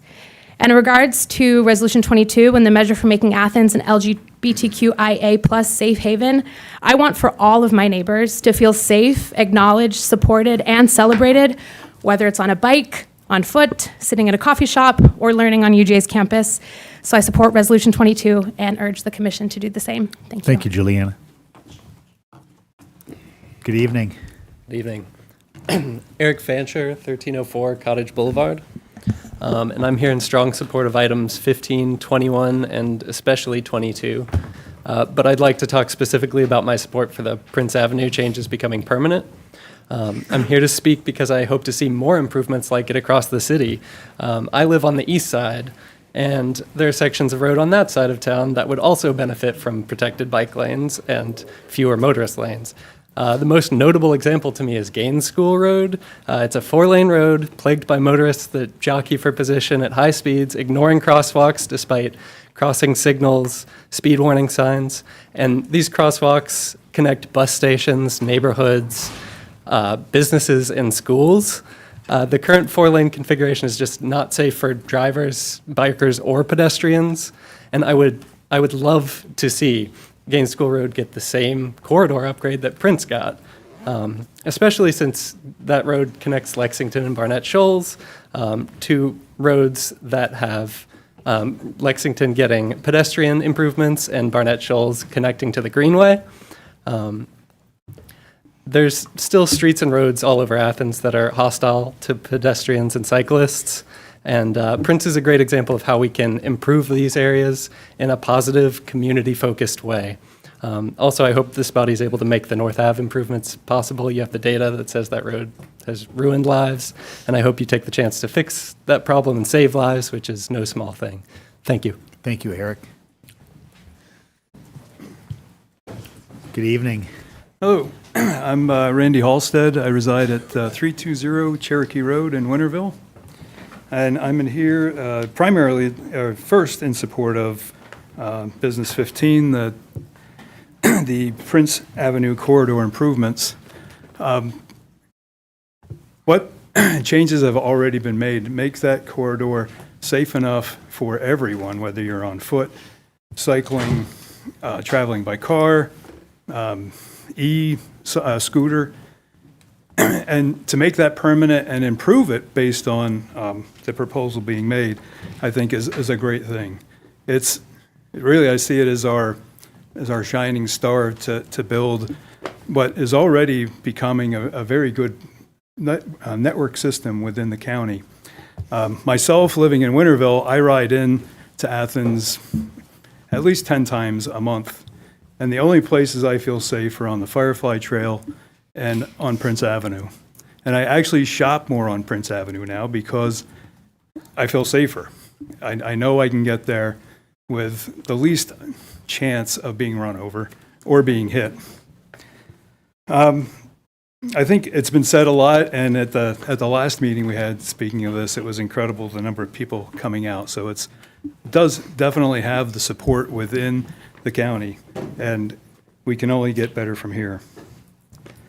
I'd also like to speak on the resolution supporting the LGBTQIA+. That is tough, but I got it. I'm not originally from Athens. We moved here about 6 years ago. My daughter came to UGA. My wife and I visited for the 4 years she was here, and every time I came, I loved it more. If you're bored in Athens, there's something wrong with you. And I just kept thinking that, I mean, this is just a town and a county where you can be who you want to be. I saw such diversity and such differences amongst all the people, and on every visit, they just seemed, everyone got along. And I think we need to have this resolution to, yes, it's paper and words, but it's our paper and words, and we're making a stance. And that's pretty much it. Thank you. Thank you, Randy. Good evening. Hi there. I am Michael Goltzer. I live at 120 Valleywood Drive. There are a lot of eloquent people here in Athens, so I won't compete on that plane. I will opt for brevity. Firstly, ranked choice voting, it's a smart choice. So I would urge you to make the smart choice there. On resolution in agenda item 22, I mean, it's just and right, and it should be an easy vote for all of you to make. So I hope you all vote for that. And then finally, with regard to the bike lanes, as a long-term commuter for years and years down the entire Prince Avenue corridor, I would like to say that this is a great solution. It's a concrete approach to resolving this problem, and I would ask you to both approve that and then in the future consider extending it further. Thank you. Thank you, Michael. Good evening. Good evening. My name is Jesus Istas. I live at 580 East Broad Street. Thank you, Mayor. Thank you, Commissioners. I'm a first-year graduate student at the University of Georgia. I'm also a commuter cyclist, and I am here today to voice my support for making the Prince Avenue bike lanes permanent. Over the past few months, the city's bike network has made me fall in love with Athens. I've been able to visit its parks, the trails, several of its businesses like Prince Market and Bike Athens, which are on the Prince Corridor, and of course my school, to which I commute every day. I know that if I had a car, I wouldn't like being behind someone on a bike because I don't like to slow down. And believe me, when I'm on my bike, I hate when I am in front of a car. I don't feel safe when I am potentially angering somebody who can just roll me over. And for this reason, I think it's in everyone's best interest that we just separate those modes of transportation. For the sake of Prince Avenue, but also for the sake of all Athenians, I ask that you support these changes too. Thank you. Thank you, Jesus. Good evening.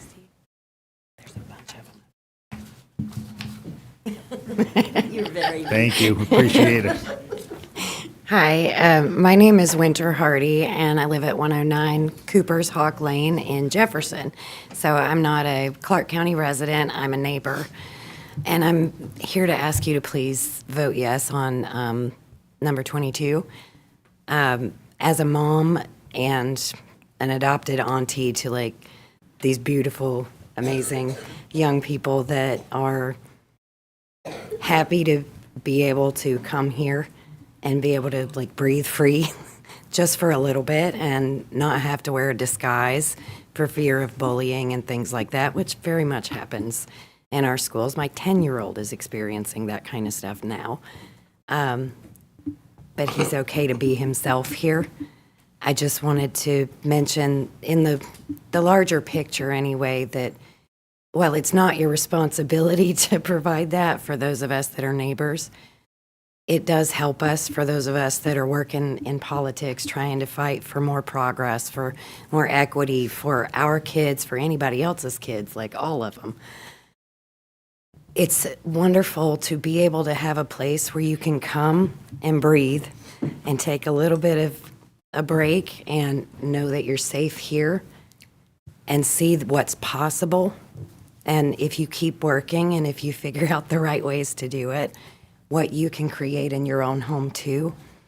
It's an important position in this entire region, and many of us come here just to do that, just to see what could be done. And I know that it's just words for the most part, but it's a step and it's a stance, and it creates that belief that it is possible for those of us that are in the fight in the surrounding areas and not making much headway right now. So thank you for what you have done so far. I've got a mother to a bulldog who feels incredibly safe here. She and her friends all, and most of whom are part of the LGBTQ community. This is the place where they can come and be themselves and not have to put on a mask. And we love that they've got somewhere like that. So thank you for that. Thank Please you, vote Winter. yes.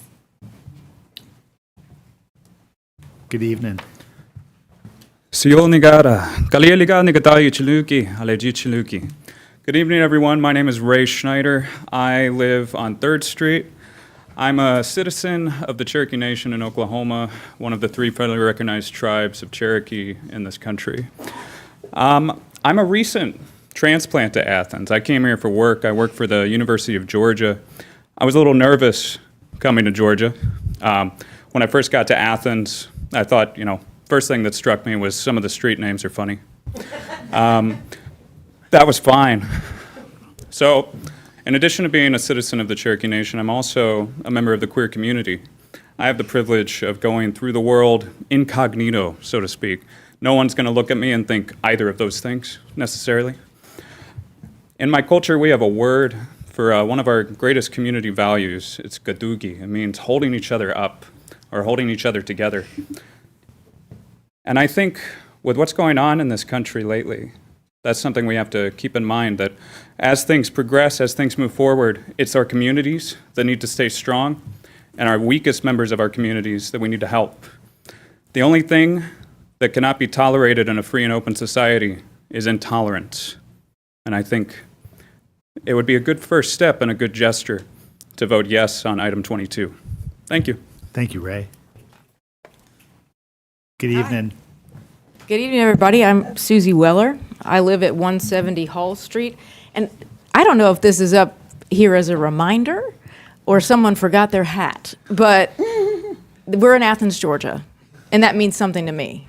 I've been here for 25 years, which that's a shocker in itself. And I've been riding my bicycle as a commuter all those 25 years. Maybe not every day, but most of the days. So I love what I've moved to Oglethorpe Avenue for my job so that I could bike conveniently to work down Prince Avenue onto Pope Street. I wish more streets in Athens had the safety level that Prince has. My pronouns are she, her. I'm a little all over the place.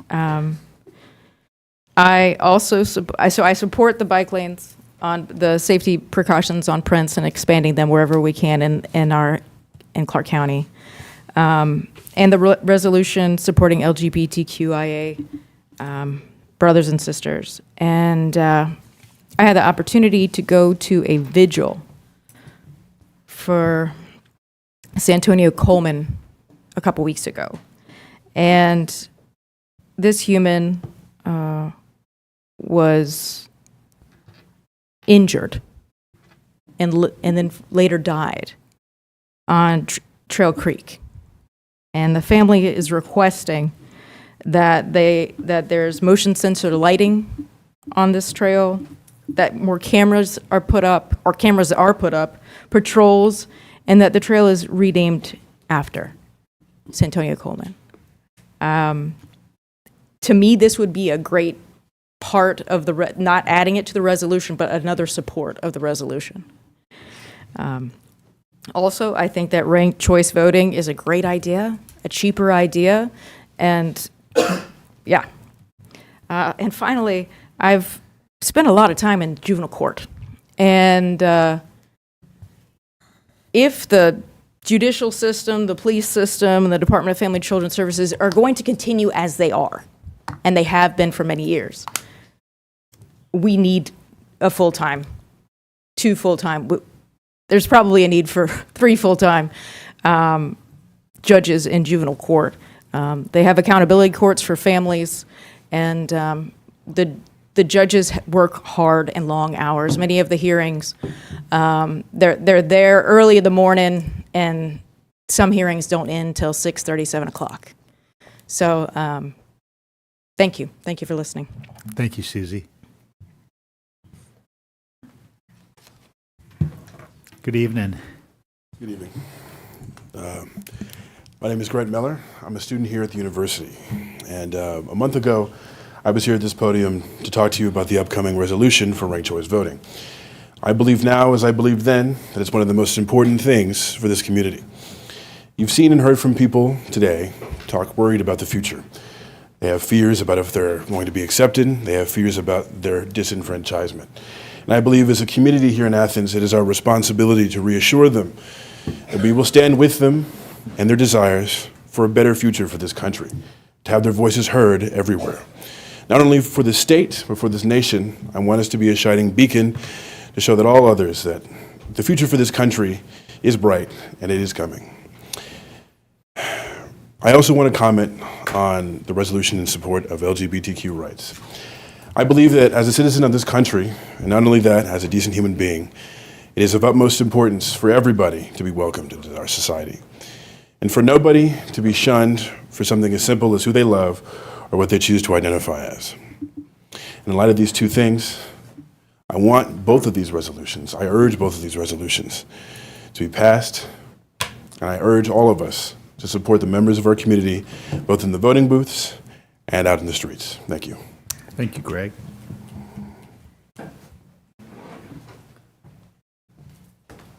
Good evening. Good evening. My name's Asado. I live on the east side. So I wrote this out in the hall because I wasn't sure I was going to speak, but I decided to speak. So it says, "Hey there, I wasn't sure if I was going to speak." Oh, I said that. But I was sitting in the hall just watching everyone speak, and I found it my duty from the bottom of my heart to say something at the very least. Something about all these resolutions that are on the docket serve as improvements for the community. I think it's important that that's the main focus for all of this, is that we're focused on improving the community of Athens. Like many of my peers and siblings, I'm in support of the Safe Haven Resolution 22 that reinforces the word of bond and the safety and security of the citizens of Athens. It does suck that it isn't a law, but we're not talking about that.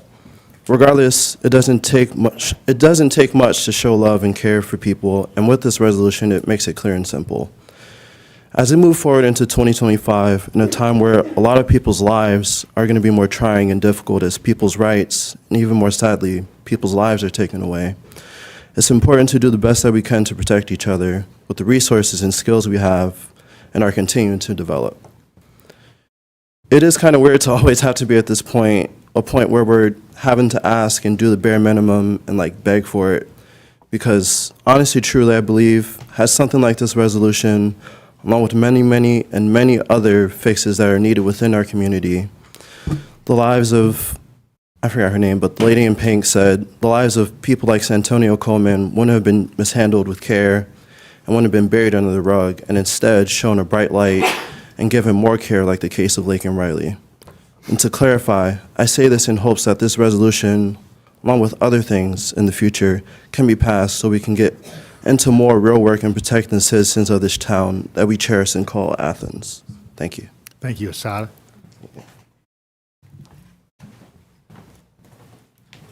Good evening. Good evening. My name is Mick McClellan. I live at 140 Saxon Woods Drive here in Athens. Wanted to speak support onto the resolutions about Prince Avenue and on ranked choice voting. I think those are very common sense, and people have had a lot of good things to say about that. But I'm primarily here to speak about supporting Resolution 22.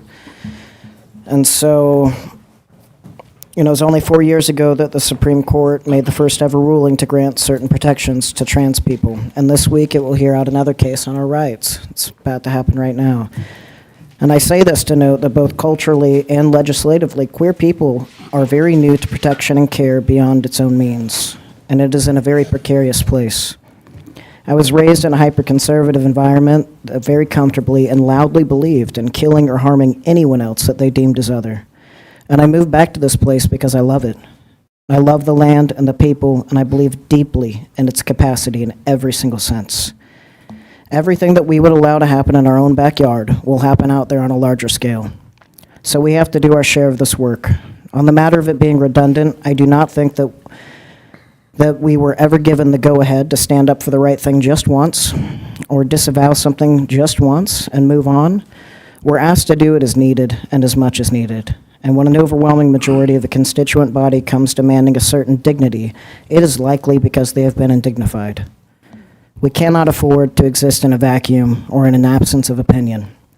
It is a fact that every set of rights and governing language were first born out of opinion and then followed by action. I do not think that a place like Athens is devoid of opinion, and we are nestled in the heart of the American South with a lively and beautiful culture made up of many people from many walks of life. And we owe a stance on this issue to our community and to our neighbors who are looking for hope. The incoming administration is nothing if not persistent.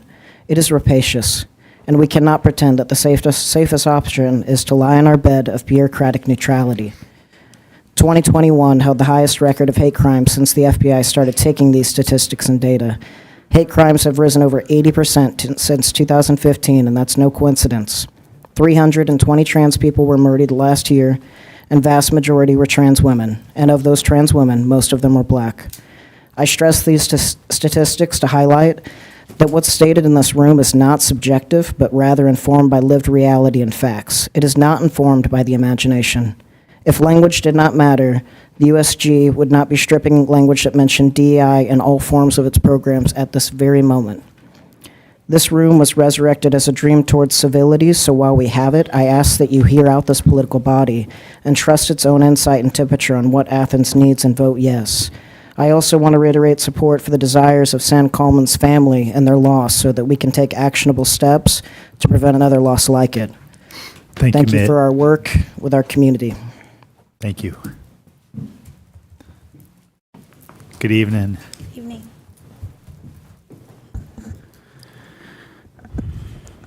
Hello, esteemed commissioners, mayor. My name is Noelle Heatherland, and I am the statewide organizing manager for Georgia Equality and a former Athens-Clarke County resident, currently residing in Atlanta, but still frequently a part of the Athens-Clarke community. My childhood faith taught me Micah 6:8, which is to act justly, love mercy, and walk humbly, and that inspires much of the work I do today. I think we all would agree we want a place to call home and know that we're welcome there.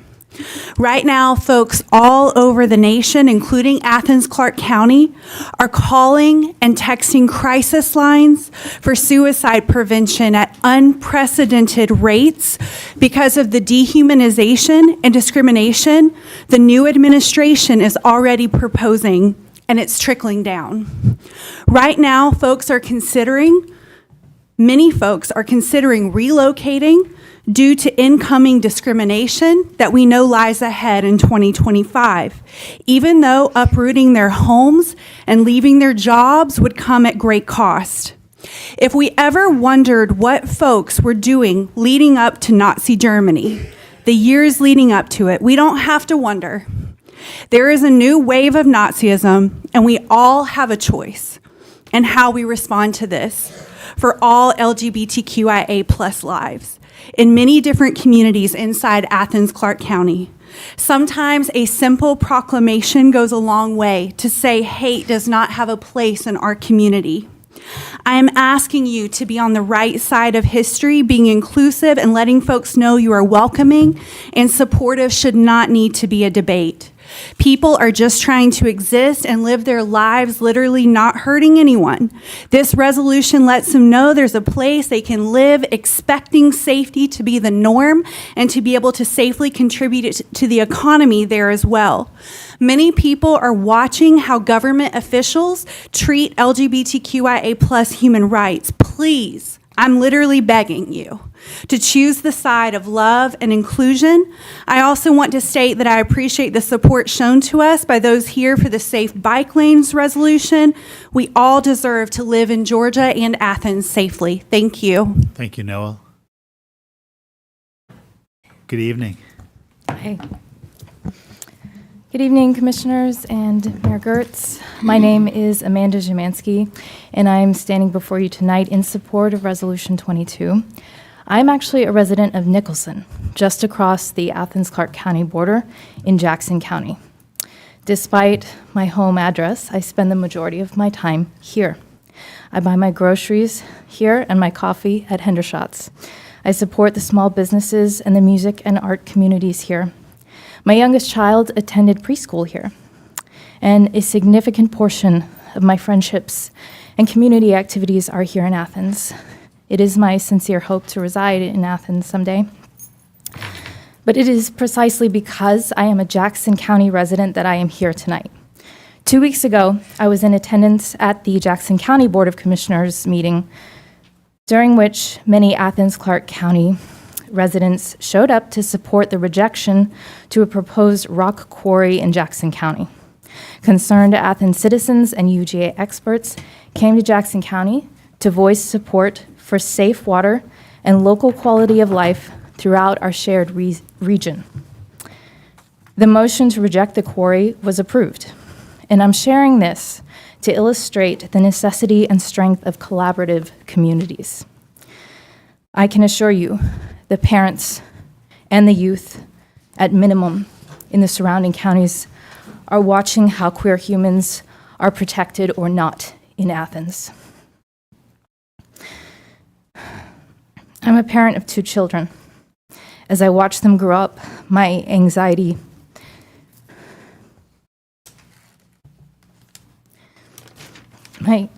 around their safety, especially as they begin the work of understanding their own identities, is also growing. As I grow older, the starkness of the hatred and evil of this world is becoming ever clearer to me and more painful to see. Hatred can only be diminished by the enormity of the love and care demonstrated in its face. I am asking you to signal to both this beautiful city and the surrounding communities that Athens is about love and care. No, a resolution is not a law. It is simply words. An ancient and revered religious text, the book of Proverbs, says, "Life and death are in the power of the tongue." Life and death are in the power of words. I urge you to make a motion to accept the Safe Haven resolution tonight and to offer the power of life to your own community and those around you. Thank you. Thank you, Amanda. Good evening. Hello, everyone. My name is Steve Niemela. I live on the east side, and I am a lifelong bike commuter. I'll keep it short. I've only heard support for bike commuting at this and the last meeting, so I don't think there's any reason for me to speak more in depth about it. I will say that thank you for all that you've done to make Athens bike-friendly and pedestrian-friendly, and I've had the honor of meeting a lot of folks who work for you. Scott Long, or not for the city, but Scott Long for Bike Athens, Lauren Blaze, and Daniel Sizemore, all wonderful people who've helped me feel that I belong here as a bike commuter and feel that I think belonging is a big theme that we're talking about tonight, that we're all feeling tonight. And I think you should vote in favor of all the resolutions tonight. The only opposing voice I heard was one last week who admonished you and the board and said to stay in your lane. And I'm suggesting that you don't do that, Athens. Create more lanes for all of us so we all can belong. Thank you very much. Thank you, Steve. Good evening. Hey, this really is a nice hat. Hopefully somebody will claim it. Here you go. Hi, I'm Jason Perry. Good evening, everyone. I live at 170 Hall Street, and I'm the board president of Bike Athens, which is located at 1190 Prince Avenue, Suite B. I encourage you all to come visit us sometime. I came prepared with lots of counter information in case there was a lot of negativity in the comments regarding Prince Avenue, but haven't heard any yet. So I'm going to spare you most of that, but just in case it comes up in the discussion, if there is a discussion, which I hope there isn't, I just wanted to read a couple of things to you. One thing that was concerning me was I was hearing rumblings from organizations that represent the business community that the businesses hate it. This is not universally true, and in fact, the business owners, managers, and employees I spoke with between Prince Market and Nest Athens were all in favor of walkability and bikeability for their customers. Birdie's owner, Kirsten, and Half Moon Outfitters manager, Christine, specifically gave me permission to relay their support to you in case they couldn't make it to this meeting, and I haven't seen them yet, so I guess they couldn't, and they're very busy. It is unfortunate that the people representing the business community would only speak for one side of this issue, if that's what you're hearing. Regarding emergency vehicle access, we haven't seen any data with respect to response time impacts, but we have to assume that if there was an egregious impact, we would have heard about it by now, along with that for other three-lane corridors in Athens like Millage Avenue, Lumpkin, Baxter, Doherty, Pulaski, et cetera. And I'll add to that the Federal Highway Administration calls road diets and emergency response friends, not foes, and report number FHWA HRT 10053. And then finally on this, can't turn left out of the Clarke County School District parking lot. It's worth visiting the Clarke County School District parking lot because there are actually 4 other entrances and exits off of Prince Avenue, and all you got to do is drive a couple extra 100 feet to get out at any other direction and get to a light where you can make a left onto Prince Avenue. I did it on my bike. It was really easy. Regarding number 21, ranked choice voting, it sounds like the conservative option in terms of the cost savings that it presents. And then for item 22, I was brought up to root for the underdog and stand up for the vulnerable. And I guarantee each and every one of you represent members of this community, whether you like it or not, or know it or not. And as a leader, you have an obligation to swiftly pass this resolution. Thank you. Thank you, Jason. Good evening. Good evening. My name is Andy Woodworth, and I am here to perhaps speak to a different facet of Resolution 22. So my name is Andy Woodworth, and I am a resident of Atlanta, and I am a queer and trans United Methodist pastor. I currently serve a congregation in Atlanta called Neighborhood Church, and because the founder of my Christian denomination, John Wesley, said that the world is my parish, while I am not a current resident of Athens, I consider that the world is my parish, and I don't have any problem driving down the Atlanta highway to come and be with you all tonight. I think that part of the question before us is that I come to represent perhaps the future residents of Athens. I am an itinerant minister, which means they send me all over the place. I've served in Northwest Georgia. I've served in downtown Atlanta. And at some point in the future, I could very well be appointed to be the pastor of a congregation here in Athens or somewhere in this neighboring community. I also am here every summer. I move in for a week as a part of our annual conference.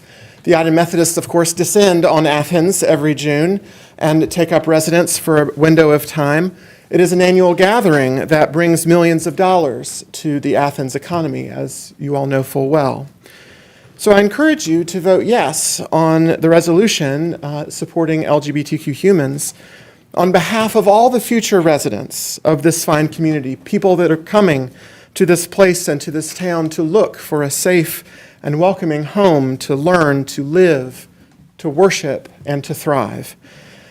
I also encourage your yes vote on behalf of so many people of faith, including United Methodists, who embrace the LGBTQ humans as fully loved and created by God. People of faith who are here in this town to love and to learn and to work, and who, like others, come to this community from time to time from abroad as neighbors, even for a brief window of time for conventions, conferences, or to do business. So on behalf of all your guests and your current and future residents, I implore your yes vote on Resolution 22. In my congregation, almost every Sunday, at some point in our worship service, we say, "Welcome to Neighborhood Church, because all of who you are is welcome here." Friends, I invite you to declare publicly that here in a town like Athens, that all of who we are can be welcome here. Thank you. Thank you, Andy. Good evening. Hi, I am Aaron Baker. I live at 750 Dalrymple Road in Sandy Springs, Georgia, and thank you so much for this opportunity to let you know my feelings on the Safe Haven resolution. I'm a former Athens resident. I am a UGA graduate, and my time at UGA, it prepared me for my career at Coca-Cola, where I work in using AI for business automation. And I am a proud trans woman. But my time at UGA, I was not proud of who I was. I was in the closet, afraid of sharing who I was with the world. I was unhappy with my life. I was uncomfortable in my body, and this caused me stress and anxiety and unhappiness. And I can't tell you how much this LGBTQ Safe Haven resolution would have meant to me back then, and how comfortable and just, it would have made me feel so much better knowing that there were people on my side in high places. I never met someone like me until I was in my 30s, and that's not uncommon. Like 70% of Americans have never met a trans person before. And so one of the especially meaningful parts of this resolution is that it renews support for events and programs that celebrate LGBTQ identity and visibility, which I know would have made a difference for me. And I also want to say thank you to the speakers who came before me. I am just blown away by the support for this. Y'all have done amazing, and I'd love to see support like this at the Capitol, maybe next session. So thank you so much. Thank you, Aaron.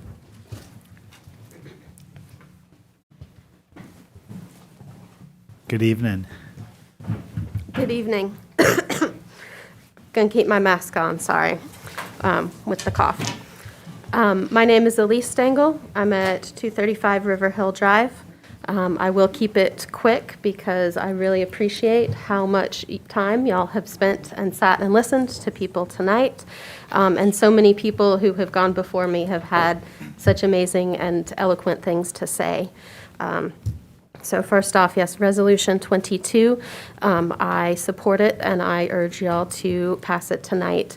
It is just words, but we have heard how much that is very meaningful, and it's not a small thing. It's not enough, but it is not nothing.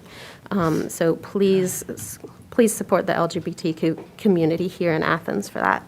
I will also say, since I don't think anyone has said it tonight, and I feel like it's on the commission comment bingo, I'm a native Athenian who's lived here all my life.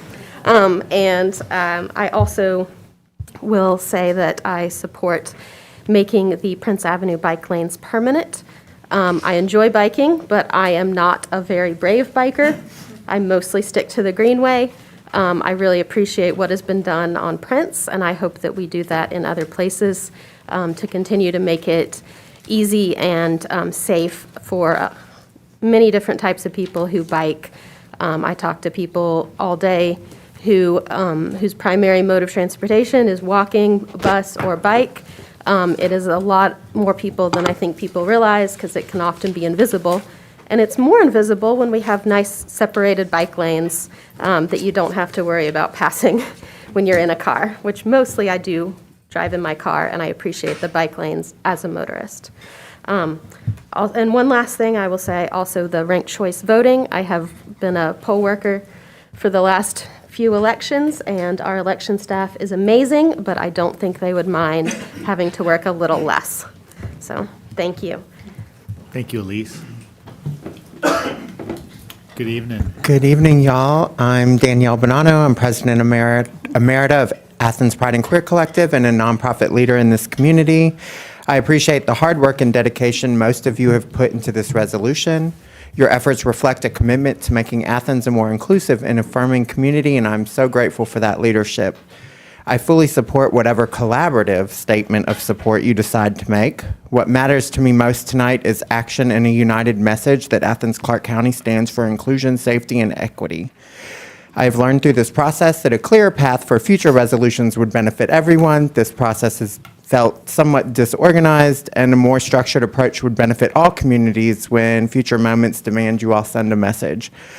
I want to address a few comments made during the last meeting where it was suggested that my community is not under attack, that everyone is safe, and that a resolution isn't necessary. This just isn't true. Across the country, anti-trans ads flooded the airwaves during the recent election cycle, and harmful legislation targets trans and LGBTQ+ individuals. And this legislation continues to pop up all across the country. These facts paint a very different picture, and they highlight exactly why this resolution is so needed. Secondly, someone said this resolution seeks to somehow warmonger.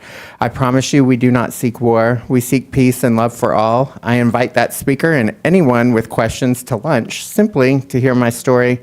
I ask anyone who looks at me and doesn't get it to simply get to know me. We're more alike than you think. Lastly, Commissioner Culpepper. At the last meeting, you implied that this resolution isn't needed because our government already supports the LGBTQ+ community. I'd point out that past resolutions and votes were taken prior to you being elected to this body. Therefore, this is the first vote you will get to make that will share with us whether or not you stand in solidarity with the LGBTQ community and your LGBTQ+ constituents. This isn't just about what ACC Gov does, but about what you do. I look forward to learning more shortly. I also support the Prince Avenue bike lane and Ovita Thornton's outfit. Thank you, girl. Thank you, Danielle. Hello. Good evening. My name is Jesse Howell. I live at 228 Chesterton Drive. I'm here to voice my support for Resolution 22.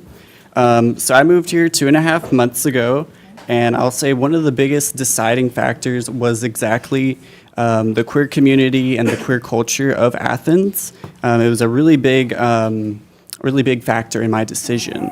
I will say I grew up in like a really deeply conservative town, so I know what it feels like to when you're not the norm, you feel othered like constantly. So I want Athens to stay that way. I feel like Athens really has that commitment to being really inclusive. So we really want to create that inclusive environment here and like sustain that for like generations. So I want us to look at like the counter argument of Resolution 22. What does it mean to say no to the queer community, to say like, no, we do not need you, or if you're under political oppression, we're not going to help you. So I just feel like that's super like regressive. It's like, do we want to go back to the 1800s, to the 1950s? I feel like it's not what we want to do, not here in Athens at least. So it's my opinion that we need to pass Resolution 22. As we know, in this political climate, the rights and the political status of the queer community has been in free fall. There's never been hardly any stability when it comes to like the queer rights. So like, I mean, what the Marriage Act is only like 9 years old. It's not even a decade old. So we really need a political precedent to say that we're going to support the LGBT community and that we're going to instill this precedent so that other cities can also use this. So I that's it. Thank you, Jesse. Good evening. Good evening, Mayor and Commissioners. Lauren Blaze, 140 Inglewood Avenue. My pronouns are she, her. I'm chair of the Athens in Motion Commission. I've been up here before. I'm here to speak in favor of the updates to the Prince Avenue corridor. I'll be brief, but I'm going to tell you right now, this list of projects slated that for bike pedestrian improvements is really long. I was just going back through the plan, and we have 74 high priority projects. Those are just the high priority ones. That means there's another 140 after that. We are still on the starter pack with like Barber Street, North Avenue, Prince Avenue. So we have a lot of other projects. Someone was talking about Gaines School. Was that you? Okay, that's on the list. We're trying to move on to our next roads. Not every road is a Prince Avenue. Every road could stand to have safety improvements here in Athens. So I hope that you will support these updates. And I was getting in the weeds on the plan, and I'm really excited about some other things besides the concrete barriers for the bike lanes. The Pulaski intersection, we're going to be able to cross in 4 locations instead of 3. That's really great because I cross that road like every day. And then I want to express my support for ranked choice voting and for the LGBTQIA plus resolution. You know, unfortunately, with our roads and implementing the safety features, like it's expensive. It's worth it, right? But it's expensive. But you know, a resolution in support of my neighbors, friends, and family, and streets, but across the streets. For children with families, if they're trying to get across Prince in that area, the street used to be a rift where to make the short journey of a couple blocks, they'd have to load all their kids into a car. It's just not feasible to move small children by foot when, there are cars whizzing by. I'm also here to urge you to support item 22, the resolution for affirming the community support for queer people in the city.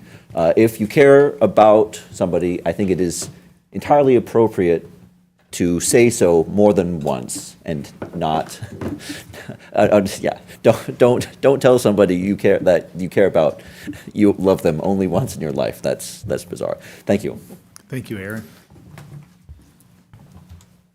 Good afternoon. My name is Benny Coleman. I live at 271 Rose Drive.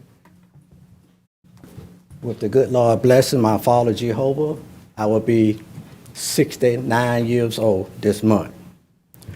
I was born in 1955, so all this you talk about bikeways and all that don't make any difference to me because we roll in the middle of the streets. On side, we got slaps out the head, spit on, kicked, jumped on. So I don't want to hear this about bike path, but I'm here to talk about the resolution. Number 22, my father would not allow me to support that because of my belief. And my father said he is the creator. He knows the difference between a man and a woman, not the woman and the man and the woman. So I do not support that at all. So my answer to that is no, no, no, no, no, no, no, no, no, no, no, no, no, and no to everyone here, because you playing with something you can't handle. May God bless you all. Thank you, Benny. Folks, like a short break Yeah. Yes, Lord. before we go to discussion. All right. All right. Yes. 5 minutes, make it quick. Go upstairs. Yep.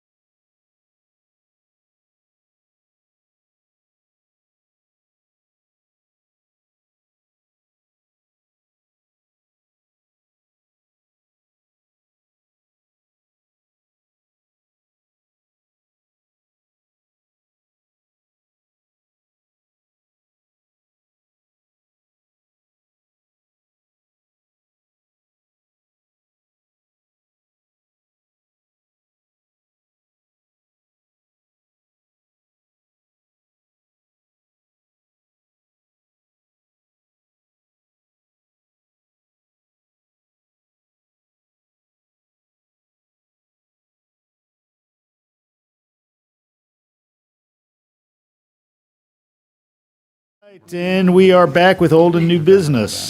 So we begin with item 15, which is TSPLOST Project 2018, number 16, the Prince Avenue corridor improvements. I'll entertain a motion from the body. I so move.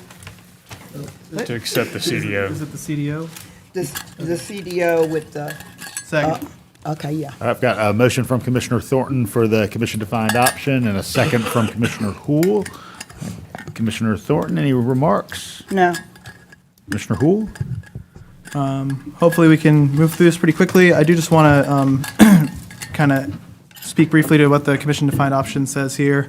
And thanks to Commissioner Fisher, who couldn't be here tonight, and Commissioners Lincoln and Wright for their collaboration on it. Basically, it just gives, it responds to some of the concerns that were raised by colleagues in the agenda setting and gives staff some flexibility in making sure that they focus on those things, but still move forward in general with everything as planned. And if they do need to make some minor alteration, like say making the barrier between the lane and the bike lane taller or something, they're able to do that.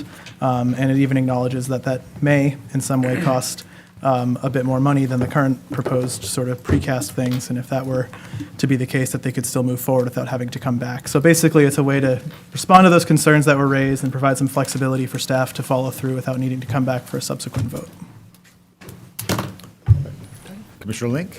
Yeah, thanks, Commissioner Hool, for going through the gist of the CDO. It basically just allows a little flexibility for staff and addresses some of the concerns that were brought up that, I think were pretty much resolved in the design, but it makes it crystal clear.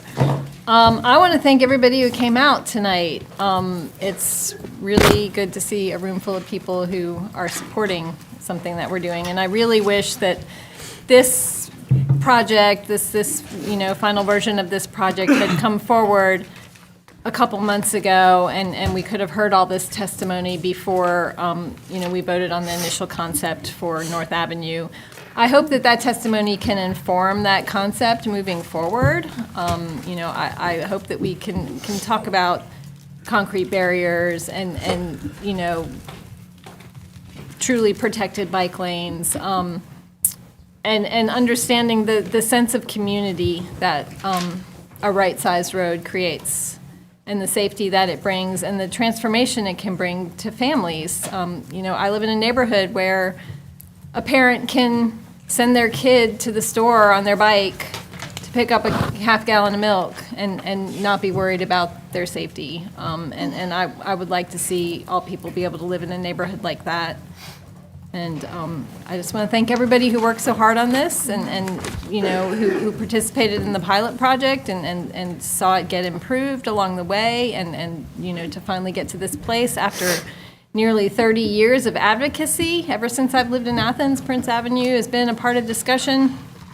And I look forward to many more generations being able to enjoy it. Commissioner Myers? Yeah, hi. First, thanks everyone for coming out and speaking out tonight. I wasn't at the agenda-setting meeting, so I do have some words to share. This is an important issue for me on the Prince Avenue. Read all the many, many, many emails that we got as well. I'm pleased to be supporting this agenda item. I love the person who said, make it permanent, make it safe, make it prettier. I'm all for that. I read over the agenda item last night as I was traveling back to Georgia. One thing that really struck out to me was that the reduction in the number of crashes. Someone of the many of you referred to it. To below 20 from a more common 30 to 50 a year, and a reduction to 0 of bike ped accidents on that stretch of Prince Avenue. And as I read it, I remembered a horrific bike accident I witnessed about a decade ago just on that stretch of road. I was cycling west along Prince Avenue from downtown on a Bike Athens group ride, and just next to Wendy's, across the street from me, a car turned left into a cyclist across the street heading towards town, and I saw the cyclist literally thrown up into the air to about the power lines and assumed he'd been killed. Somehow the young man survived, but not without serious life-changing injuries. I understand from other comments that have been shared with us over the months and years that I've been in the commission, that there are some people in the community who don't see the worth of adding safe places for bike riders on our roads. They say they never see the lanes being used. They think our roads were made for cars and there shouldn't be changes to accommodate cyclists and people on scooters. That's fine, and I encourage all those people to advocate for that position, but I, along with a lot of people, clearly want our roads to be safe for all users and will continue to advocate for them. I'm not getting rid of my car. I want our roads to be there, but I want the option to use my bike for getting around town. When I was drafting these words, I was saying that I had ridden into town on my bike, but you know what? I didn't, because it's in the 20s and I didn't want to ride home. But on other nights, I do, and I can safely do that because of the bike lanes on College Station. We have over 41,000 UGA students, and I'm betting there's another 10 to 15,000 people in Athens who might choose to use their scooters and ride bikes if they felt safer. And then there are those who don't have a car or only have one vehicle. So I'll continue to advocate for safe, non-auto ways to get around. If we didn't have a paved road system, we wouldn't be able to use our cars. The same applies to bikes and scooters. I just spent 3 weeks taking care of a new grandchild in Montreal. This is a city that supports bike and scooter culture and road configurations that slow traffic down. That city has freezing temperatures 6 months a year and lots of snow, but there are bike lanes everywhere with as many bikes lined up to pick up kids from daycares as there are cars and strollers. My son-in-law just bought snow tires with studs for his bike ride to work. That city encourages this bike culture, and I'm glad that we're doing that here with this project. Changing the local culture to not only be safer for cars, but safer for people walking and cycling is something I ran on 4 years ago. I also ran on my commitment to Athens' transition to 100% renewable energy, something that getting more people on alternative modes of transportation addresses. Prince Avenue helps with both of those goals. Again, thank you all for being here. As someone just mentioned, there'll be a lot more votes on things in the future, and if this is something that's important to the community, we need to make it clear in City Hall, as you all have done. So thank you. Commissioner Davenport. All righty, thank you. I'm gonna be quick. I don't know if we got an email or follow-up questions. I like Directive Number 6. You know, my main concern was just those concrete barriers. And I don't know if we got an email of an alternative, but I've seen some in other places like New York and Tucson where they're instead of the 6-inch concrete barrier, they're like 8-inch. But if direct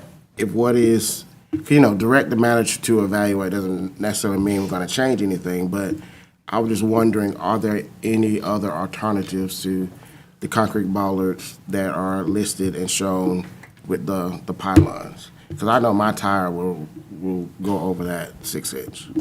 Yes, Commissioner, there are, and we can certainly send those to you in an email. Of course, Jersey barriers are an option. I'm not saying that's what y'all would choose, but we can certainly put some options in front of you. All right, thank you. Commissioner Houle. Thank you, Mayor. And just to respond to Commissioner Davenport's question, my conversations with staff, to be clear, we're not going to end up with a smaller or less robust barrier. But most of the other options, because it's hard to get like a precast version that's not huge like a Jersey barrier, would probably involve like pouring in by our staff, and that would cost more. So that's where you see that note about how we acknowledge that there may be additional costs if they do this, and they don't have to come back and seek specific approval for just that. So I think if our staff can identify a reasonable thing that would be more robust, I have faith that they will if this passes. And I also just want to clarify, because I had a couple people reach out a little confused. Number 6 about the side streets, it's about side streets. It's not about reevaluating the roads, including Prince Ave in front of Ballworks. It's just about those side streets. So. All right, we have go ahead, Commissioner. I do want to thank everybody for coming out speaking tonight. I always get a little stressed when I see almost 1,000 people on 2 issues or 3 issues, but it does show community engagement and interest, and I don't get bored. I don't go to sleep. I make notes, and I do appreciate this. I have no strong one-way sense about Prince Avenue like you do. I'm not vested like that. But I do think that as we move forward with safety, I get the feeling sometimes that the North Avenue vote, it was being interpreted that folk on the north side did not want safety. And that is not the case. And what I'm saying is a lot of these plans that were presented, it was even before I came on this commission. And I think it is up to staff and AIM or anyone else as we move through all of these new configurations. Let's go back to the community and say, this is what we're recommending. Is there a change here and is there a change there? So I really am a little bit uncomfortable when folk think, oh, well, North Avenue doesn't want safety. Yes, we do, just like you do, or anybody does. Safety is not an issue, Alan. It is a way that we all should be engaged. And I hope we have those opportunities to do exactly what you did on Prince Avenue. May not look like Prince Avenue, but it will have the same intent. So I'm glad to support the CDO. I'm so glad to support the folk in that area that took time out and come to speak. And let's try to, I want to go into the next year with us working together, not against each other. Thank you. All right, we have a motion and a second on the floor. All in favor, please say aye. Aye. Is there any opposed? Hearing none, motion carries.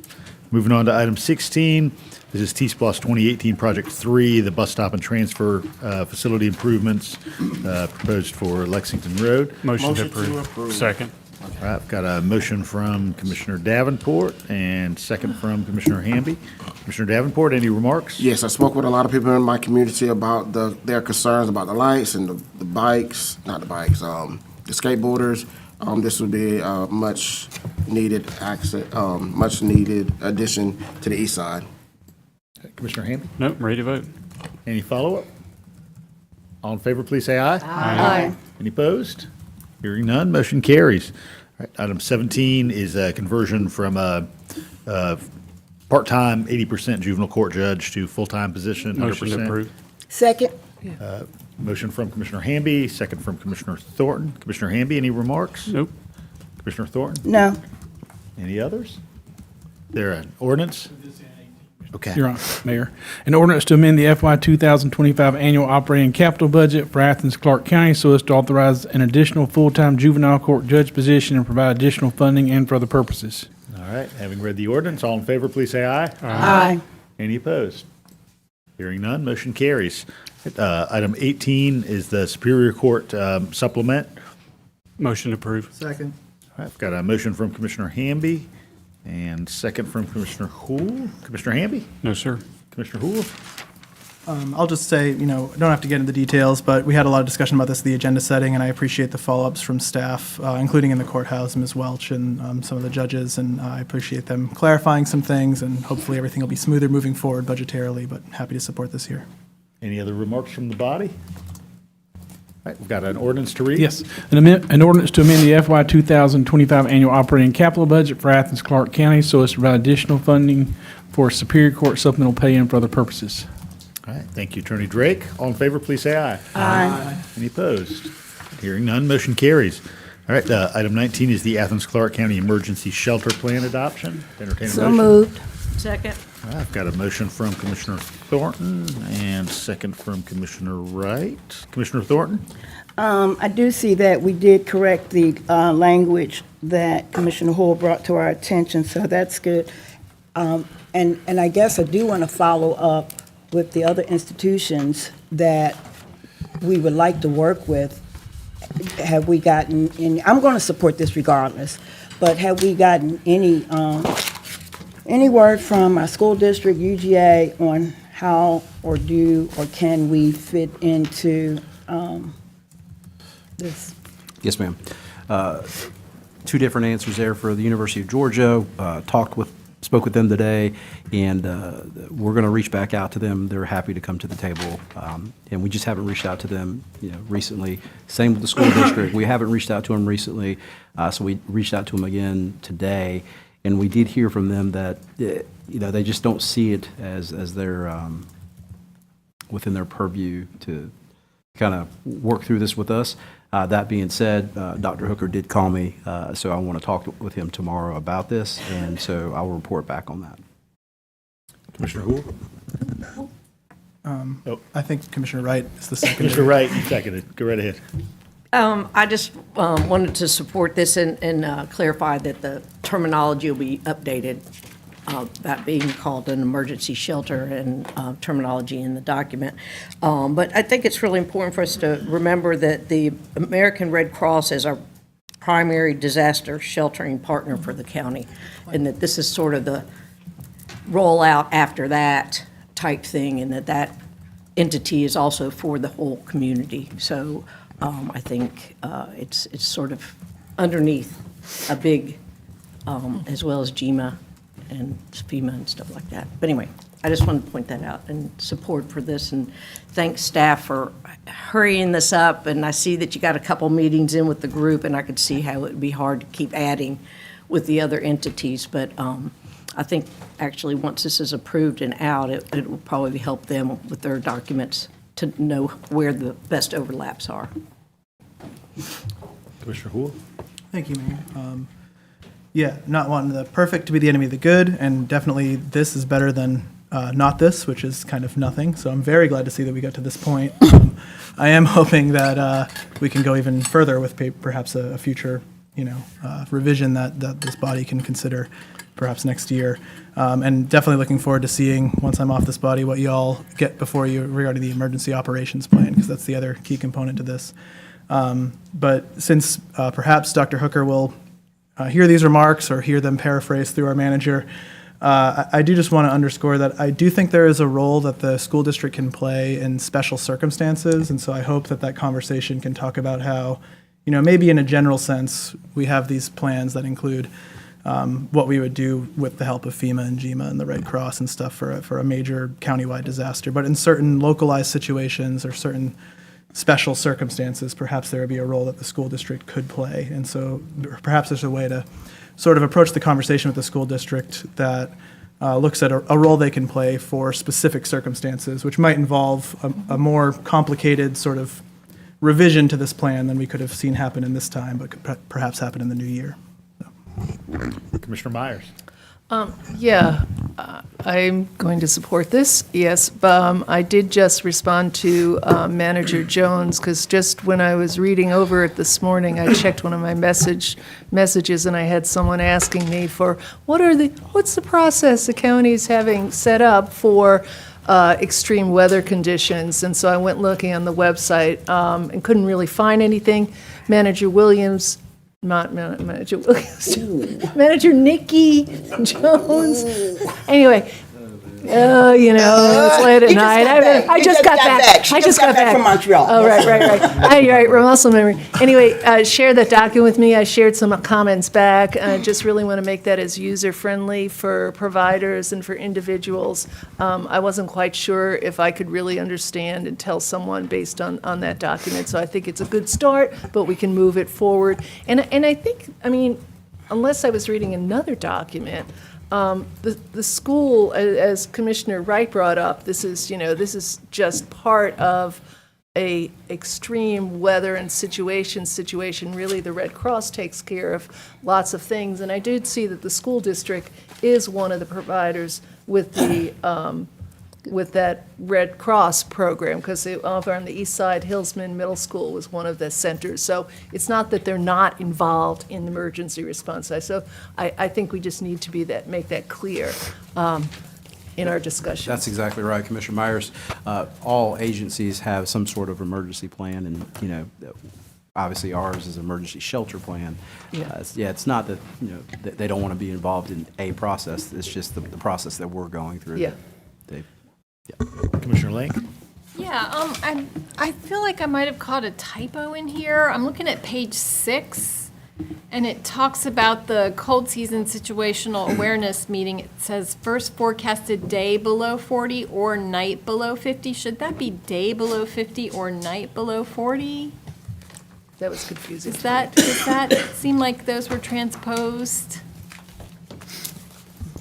Possibly. I will go back and take a look at that. Okay, yeah, you just might want to point that out, and make sure that's Night correct. below 40 sounds. Yeah, yeah, I think that, and also I have a question about the potential refuge sites, Appendix A. Why is the Classic Center not on this list at all? Is there any particular reason? I mean, that is a public facility and it's ginormous. We're about to open a ginormous arena. It's very common for those kind of facilities to be shelter sites. Sure. I know we've engaged with the Classic Center. I don't know the answer to your question. Certainly find out and send you an email Yeah, back. I mean, I would hope that that would be kind of at the top of our list, considering all the facilities they have. They certainly have copious restroom facilities and on-site kitchen facilities and all the things that we need for this kind of. And it's my understanding, we would call that a mega center, and we've heard that they will charge us to use it. But let me give you a full-fledged answer on that. I'll send it to you. I would hope that we would engage them, you know, if there were to be a really massive disaster, you know, I think that that would be an ideal place to turn. And, you know, I would think that, you know, events would be canceled if we were to see such a massive incident. Yes, ma'am. Commissioner Thornton?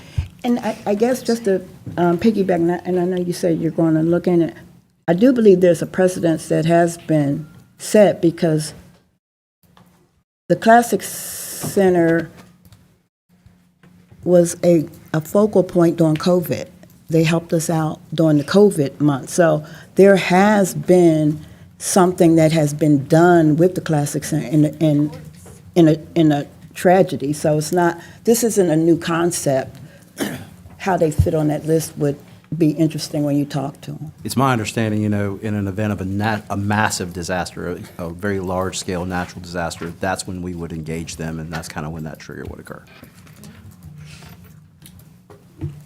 All right, we have a motion and a second on the floor. All in favor, please say aye. Aye. Any opposed? All right, item 20 is that updated intergovernmental agreement with the Joint Development Authority, the Athens-Clarke County Winterville. Motion to approve. Second. All right, motion from Commissioner Hamby, second from Commissioner Thornton. Commissioner Hamby, any remarks? No, sir. Commissioner Thornton? No, I'm Any good. others? All in favor, please say aye. Aye. Any opposed? All right, hearing none, motion carries.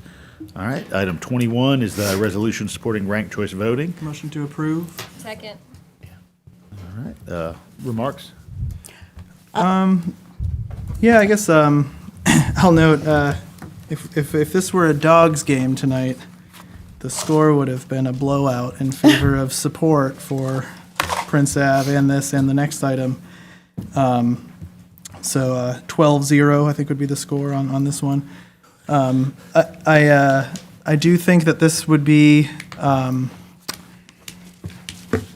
meaningful in addition to just good words on paper, because if we pass it this month, it can be brought by the same advocates who have come to us to the state legislature, where there has been legislation introduced regarding ranked choice voting, and it might boost the chances of such legislation passing.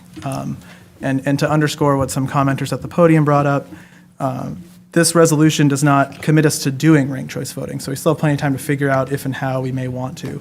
It just commits us to asking the state legislature to allow us for the option, because they have to make a legislative change that would then allow cities to opt in for doing this for local elections. So, with that in mind, with the timeliness being a factor, and also with the practicality of how this would save money and ensure that a broader representation of the public would be involved in whoever is ultimately elected, instead of the dramatic decrease we see when there's a runoff election. I do hope that colleagues will consider supporting this tonight. Commissioner Link is seconder. Yeah, I mean, I'll echo Commissioner Hull's sentiments and just, say that in the interest of a freer, fairer, more equitable, more smoothly running democracy, I believe, it behooves us to support this resolution for ranked choice voting and just make it be known to our state legislators that we would at least like the option to consider it and bring it before the broader public and consider if this is something we really want to move forward within our community. Right now, we don't even have that option. The state, in a rather undemocratic way, does not allow us the freedom to run our own democracy as we see fit. So we would just be asking, joining the voices of several other communities in the state to ask them to give us that extra boost to our local democracy. Commissioner Thornton? I have a substitute motion. You- I would like to, thank you. I would like to table this. I've met with the attorney yesterday, and I said I was going to remember the points we discussed, so I'm going to try. But I also want to say, in early 90s, when I was in New York, I worked with, on behalf of ranked choice voting. I think it is fantastic. It didn't get nowhere, but it is a very awesome, for all the benefits that it provides. I cannot deny that this is a good option. I do, and I will tell you this for all the resolutions from here thereforth, I think we need to do a little bit more research. But I met with Isabel and was very impressed with our conversation, and if it was just me, I would go for it right now. But I think that the points that I would like for us to have before I get behind this 100%, and I'm going to ask the attorney to address the points that we talked yesterday You about. indicated you wanted to table until the next meeting to allow, to direct the manager's office, to direct the manager to request that staff provide an analysis of the financial impact of the cost of runoff. Also, an analysis of successes in other states doing ranked choice voting, and to allow the Board of Elections time to review and give their recommendation on ranked choice voting. And I do think that there's conversations that could be going on now, and I did promise Isabel that I would set up some of those community meetings, which I have done too, to get the community on board. And I think one of the things that we do is we put stuff out, and then we have all of these people who don't know what's going on. And I just want to get to a place where we're being more proactive than reactive. So I think that, I think it was Tim Denson, that was the first time I heard numbers for Athens. So I think that's the kind of information. I don't want this to die on the vine. So that's my substitute motion. Is there a second? Second. All right, we've got a second from Commissioner Culpepper.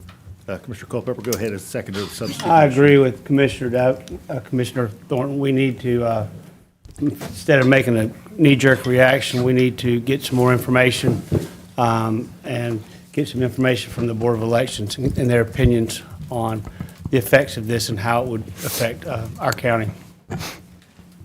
Commissioner Myers? I appreciate the substitute motion, however, I will not be supporting it. I think it's always good for us to have choices here. At this point, this is a resolution. I don't want to ask staff to spend time getting details on this when this is putting forth a concept and a support of a concept that would have to be passed in the state legislature before it comes back to it, at which time I will be asking the manager and the attorney for exactly the same information so that we can make a decision. At this point on the ranked choice voting, it seems really clear, what ranked choice voting is. Instead of having a runoff, you redo the numbers using people's choices. And I think the numbers, and we all know that there were only 160 people who voted in that Board of Elections, Board of Education race runoff.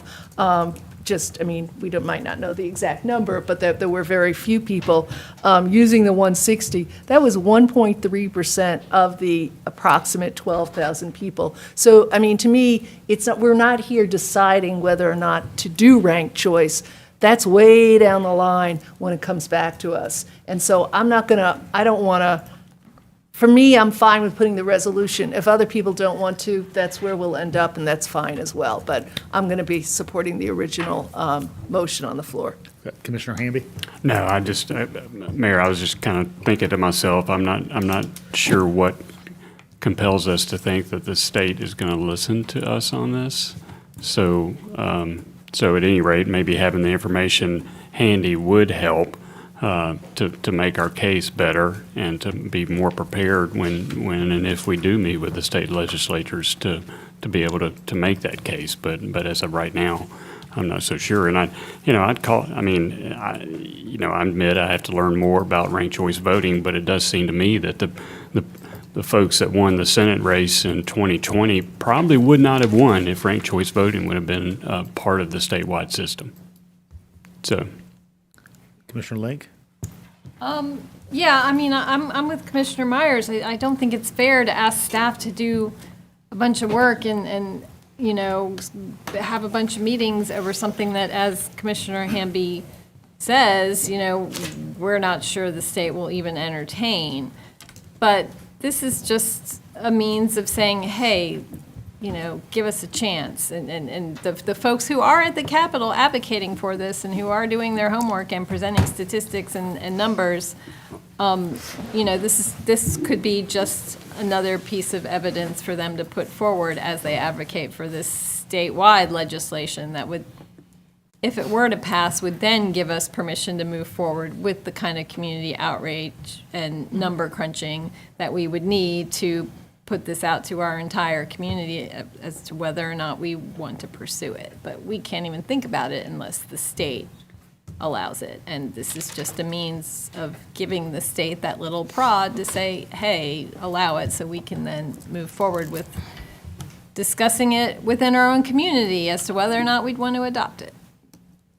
I haven't heard from Commissioner Davenport and then Commissioner Thorne. Yeah, so the research is out there, and I do thank Isabella for the presentation that was presented, even though I missed it. But there's a lot of research out there about RCV, and clearly there are political scientists. A lot of research has been done that is more nonpartisan, it's more efficient, and if you even just considering the school board runoff that we had this year, where one candidate with RCV would have literally won, and we had to spend $38,000, and then another candidate, because of 160 people, actually won because of the current runoff that we have now. But if you look at the state, just read the whereases in the resolution, and it's a clear distinct. It clearly states that it's much more efficient. Other places are adopting it.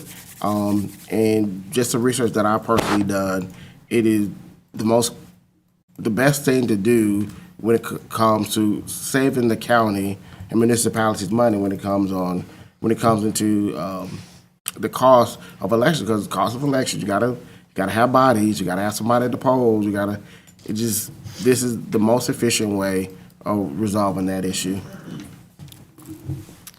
Got Commissioner Hool and then Commissioner Myers and Commissioner Thorne. Thank you, Mayor. First I just want to clarify with the substitute motioners. I heard from Attorney Drake next meeting. I know we're going to have a special called session on the 17th.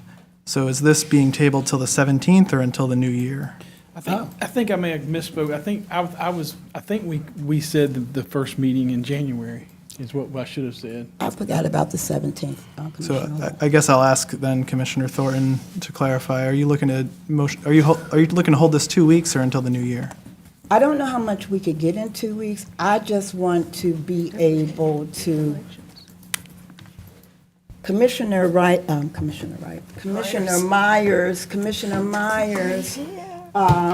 she was very eloquent and very clear about her data and information that she has presented. And she says, we know. No, everybody don't know. which you know. And even what, I got where he said Commissioner Denson, even what Tim Denson said, everybody doesn't know that. I want to when I vote for something, I just want to be able to say why I voted for it. And I don't know how much we could get done by the 17th, but I just need to know if it's nothing more than putting together what Commissioner Myers shared, Tim Denson shared. Everybody got a little bit of something. And I just want to be able to say, I support ranked choice voting, 100%. I need to be able to educate folk when they say why.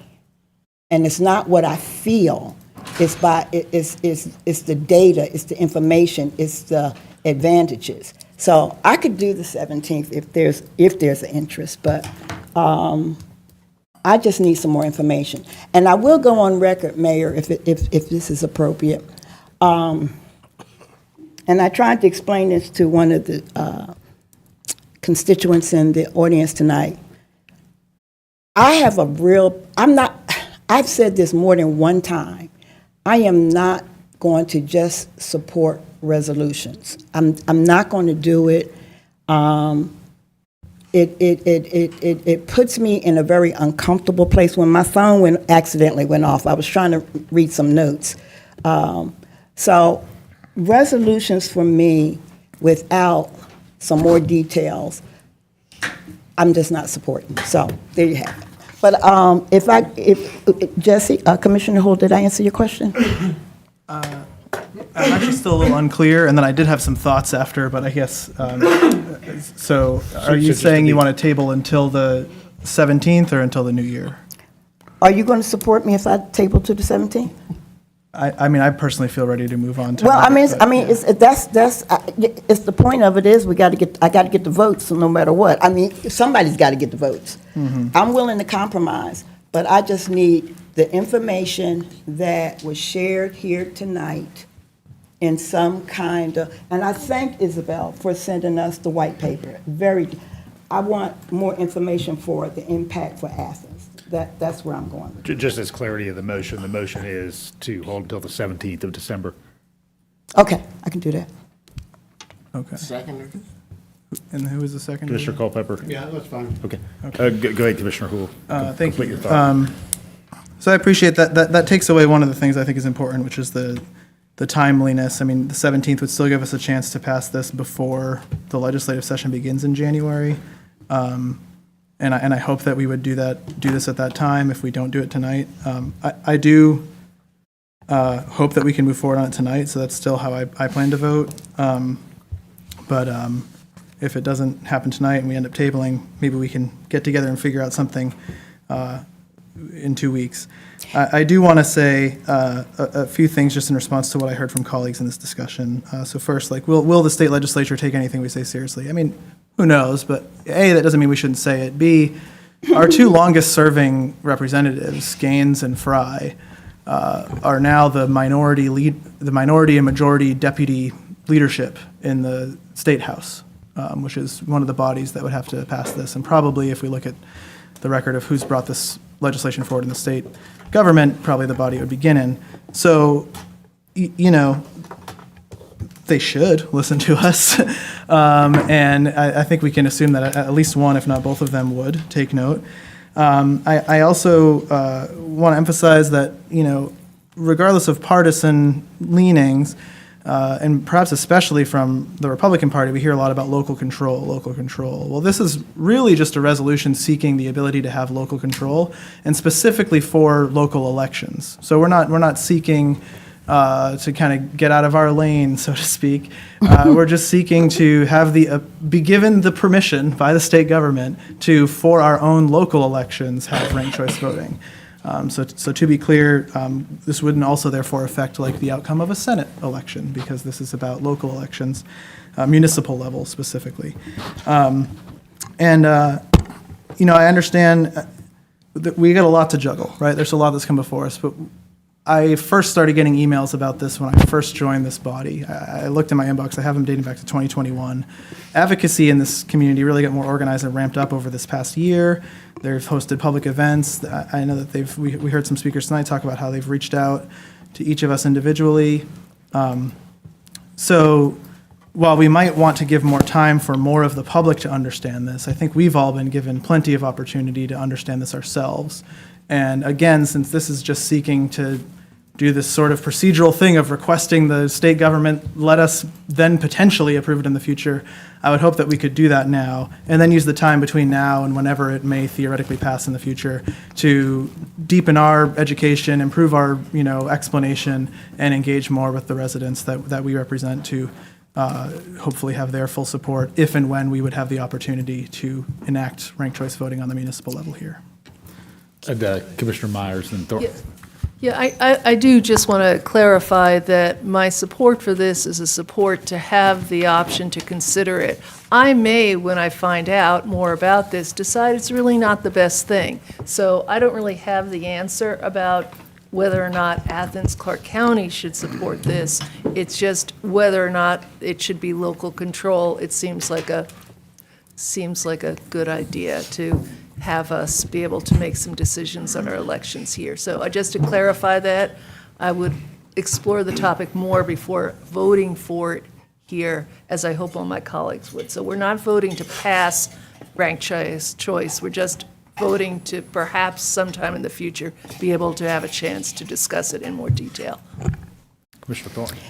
I will go on record, if this passes tonight as is, it's not that I'm not supporting ranked choice voting. I am not supporting resolutions without more information. But if this passes tonight, the way it is,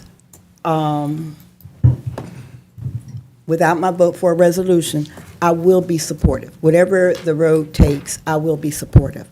But I just have too many bad memories of resolutions that we have passed in the past that we do not anticipate the collateral damage maybe 1 or 2 or 3 years later. So it's not ranked choice voting.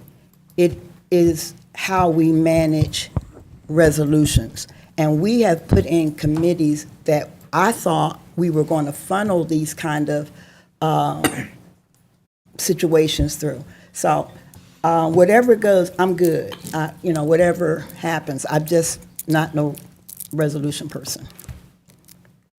All right, we'll go ahead and do a roll call with a substitute motion, beginning with Commissioner Thornton, to Yes. hold until the 17th of December. Yes. All right, Hamby, Yes. Davenport, No. Link, No. Wright, Yes. Poole, No. Culpepper, Yes. Myers. 17th. No, Yeah, the you're no. 17th? You're no. You are no. Okay. No. Oh, 4 yes and 4 no.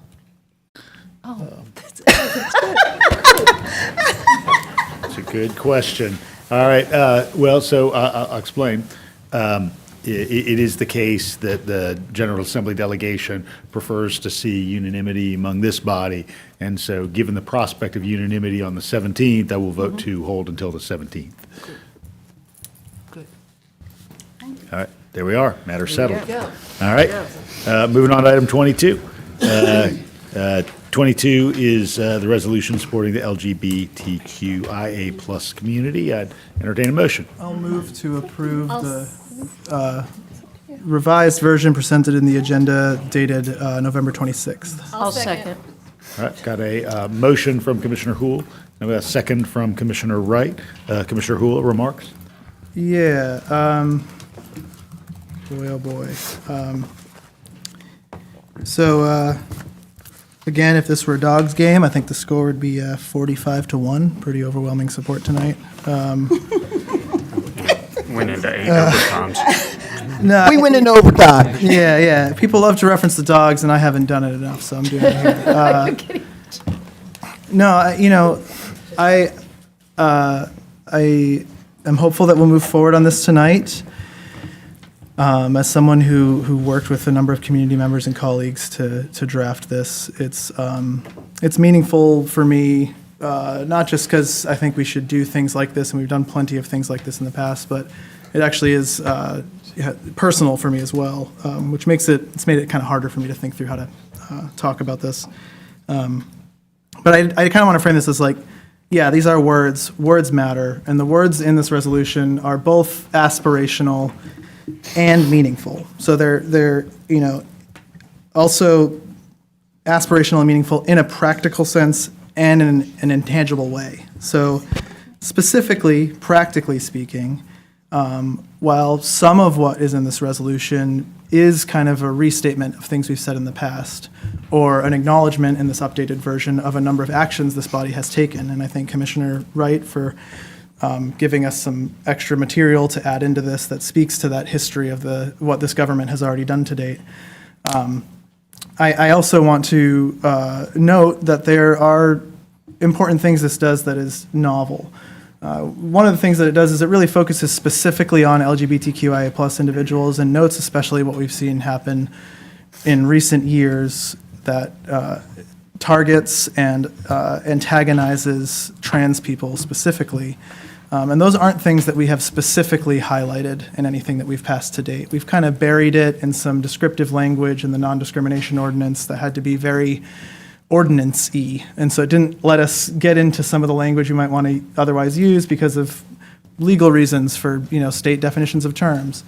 And in other resolutions or in the creation of the Human Relations Commission, those things were about so much at once. And so this is an opportunity to highlight these things specifically. It's also novel because of the time that we're in. And why it's practically important is because it reinforces, as one speaker pointed out, with this body, with this current makeup of the commission, that this commission wants to see these things followed through upon.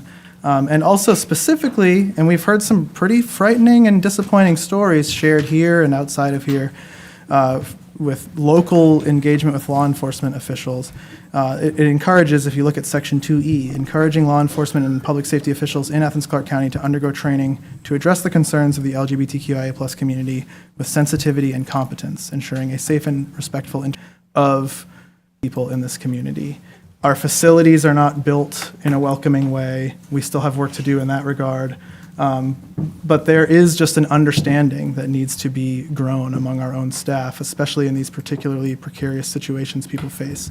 So that alone, Section 2E alone, I think is important and novel enough and meaningful enough that this isn't just words. It is also something practical that we are directing staff to do. And then as far as the intangible, why is this meaningful? I am a person who feels scared. I am a person who fears facing tomorrow alone. I have thought about myself, like, should we move out of this state or the South with what's coming, with what's happening? I and other people. The Lakeland Raleigh incident to this resolution. I told them nicely what I thought about them and not to, I don't engage in that kind of, that's just another form of hatred. It also confirms the fears and the concerns that this community has. And that is not where I am. The same emotions that we felt about Lakeland, I felt as though they were using that as a political game, and we should not use anybody's death to gain a spotlight in politics. And the same thing, we did not have the same outrage, even though there's questions about Santana's death. So this to me, again, is about, and I do think Commissioner Houle mentioned about all the resolutions that we have passed since since we've been on this, and we have passed a lot. I just need some clarity on what our departments that I thought were going to be handling these kind of situations. How does HRC handle these kind of issues? It's not the same to me as the alcohol resolution. It's not the same to me as the settlement. That's legal. But the social issues, we had created, I thought, a path to deal with. So I don't think it's fair to talk about all the resolutions. I've just come to this place of resolutions since the HRC, and a few, I think there was 2, the baby one that I supported, that I didn't want to support. But no, we just have to have a clear, I have to have a clear, maybe y'all don't, but I just have to have a clear understanding about some of these social justice resolutions. Commissioner Davenport? Yeah, I'm just ready to. Yeah, let's vote. Let's vote. All right, just want to say very briefly, we've come through a holiday, and we've got another coming up, and sometimes you look around the table at those you love, and you care all about all your family members, but sometimes you know that somebody at the table has been through a particularly challenging time, and you hold them a little bit tighter, and that's what we're doing tonight. So we're going to begin with Commissioner Houle. Yes. No. Myers, Yes. Thornton. No. Handy, Yes. Davenport, Yes. Link, Yes. Wright. Yes.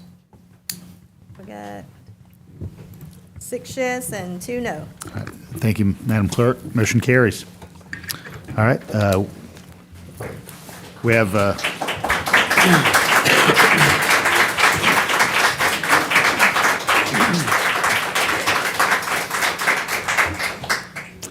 we do have 3 items that we need to consider under suspension of rules that are new business. Do I hear a motion for suspend the rules? suspension of rules? Motion, so moved. Second. All right, I've got a motion. these last 2 items. Got a motion from Commissioner Hamby, second from Commissioner Myers for suspension of rules.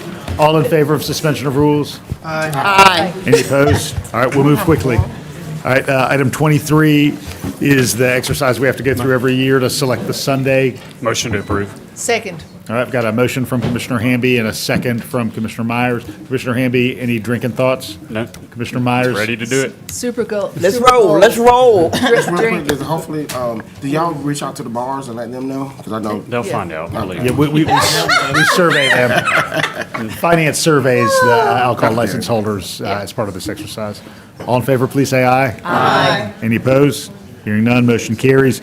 24 is an amendment to the intergovernmental agreement with the Clarke County School District for youth development. Motion to approve. Second. I've got a motion from Commissioner Hamby, second from Commissioner Myers. Any discussion from anyone? All right, whichever. Or, excuse me. I'm falling into the trap. I apologize. Right on the right. Right on my right. All in favor? All in There's an favor? ordinance to read for this one, Mayor. We need an ordinance read before we. All right, I Is didn't there an have it ordinance? down. Let me look real quick. I must have missed that one. An ordinance to amend the FY 2025 annual operating and capital budget for Athens-Clarke County, Georgia, so as to provide additional funding for information technology, computer replacements, and for other purposes. I think the attorney has to read it. Y'all read it. Let me pull it up. Sorry, I was trying to save you there. Legally, the attorney has to. Oh, Jesus.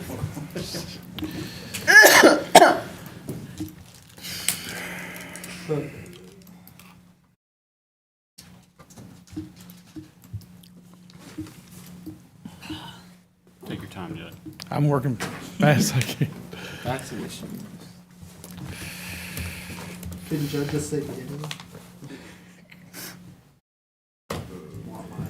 I got it right here.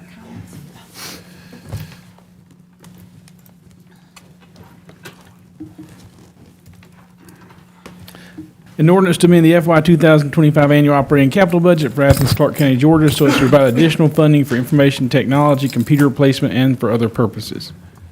Thank you, Attorney Drake. All in favor, please say aye. Aye. Any opposed? All right, hearing none, motion carries. There's another one, actually.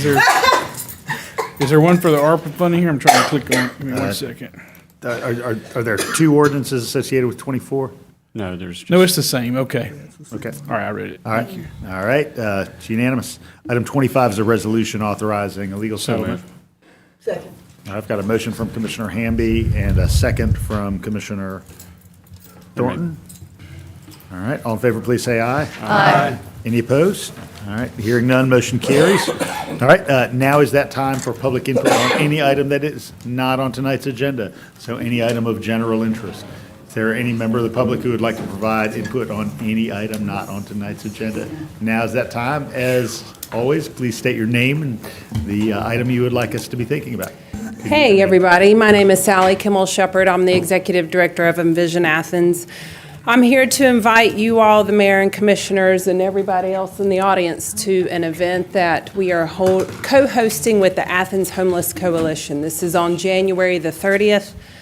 I've got some invitations here for you all. You can scan this QR code and register to attend this free event. It's going to be a breakfast event where the Athens Homeless Coalition will let you all know its plan, that what it has done in the past year, what it plans to continue to do in the next 2 years for sure. The Athens Homeless Coalition has engaged with persons with lived experience of homelessness, either currently homeless or have experienced in the past. And we've got some information from them that we would love to share with you all and share with our plan on how we plan on moving forward in our mission with homelessness in Athens. So yes, I'm here for that. And I'll leave these right here for you all. Thank you so much for your work tonight. I really appreciate you all. Thank you, Sally. You're welcome. Good evening. Good evening. Earlier at the beginning of the meeting, there was people who received awards and honors.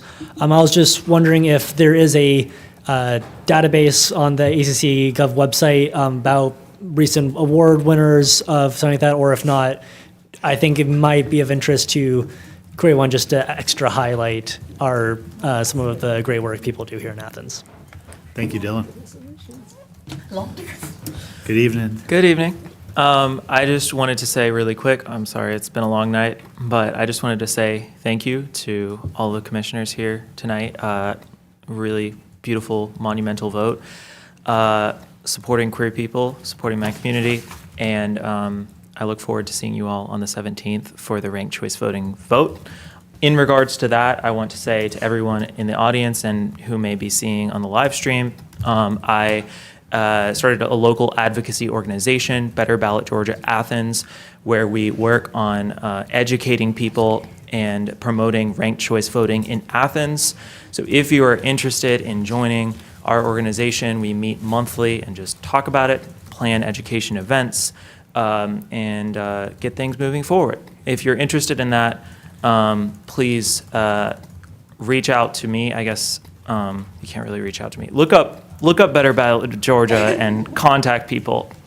But seriously, this is a big moment. And last thing I want to say to each of the commissioners, if any of you all have any questions on anything regarding ranked choice voting or anything coming up, including data, specific data, obviously I'm not the Board of Elections, but any specific data that you need about other constituencies and the ways that this can impact and what a resolution means for Athens, please don't hesitate to reach out. I've reached out to all the commissioners, so please don't hesitate to reach out to me by phone or email. Thank you very much. Sorry for the long meeting, and have a great night. Thank you, Isabel. Is there anyone else here who would like to speak to any item not on tonight's agenda? All right. Very brief report. Want to thank University of Georgia journalism students who are here with us tonight. They have come on an auspicious evening, and you've earned whatever grade you receive in this. And then finally, this is the last voting meeting for Commissioner Houle, and we have a long tradition in District 6 of folks who are articulate and bring forward their thoughts, and Commissioner Houle has certainly fallen in that great tradition, dating back to my former colleague, Commissioner Jordan, at least. And whenever a commission departs, they leave behind a lot of great work and fingerprints all over the community. And if you thought 4 hours was a lot, y'all, 4 years is really a lot. And so I'm forever grateful for Commissioner Houle's friendship and his collegiality and his hard work and study, and then what you hope to see in any colleague, someone who's completely open to learning and growing and doing an ever better job. And so we have a gift for Commissioner Hoole. We appreciate his time. There, Tom.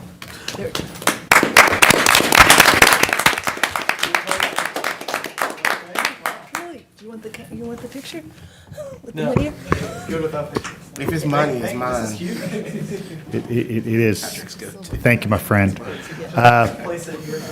Anywhere you would like, backdrop, foreground, and it's functional too. We're going to move on. Is there any report from the manager? Just a short one, Mr. Mayor. Budget transfer of $1,100 for mobile phones, and that's it. That's all I have.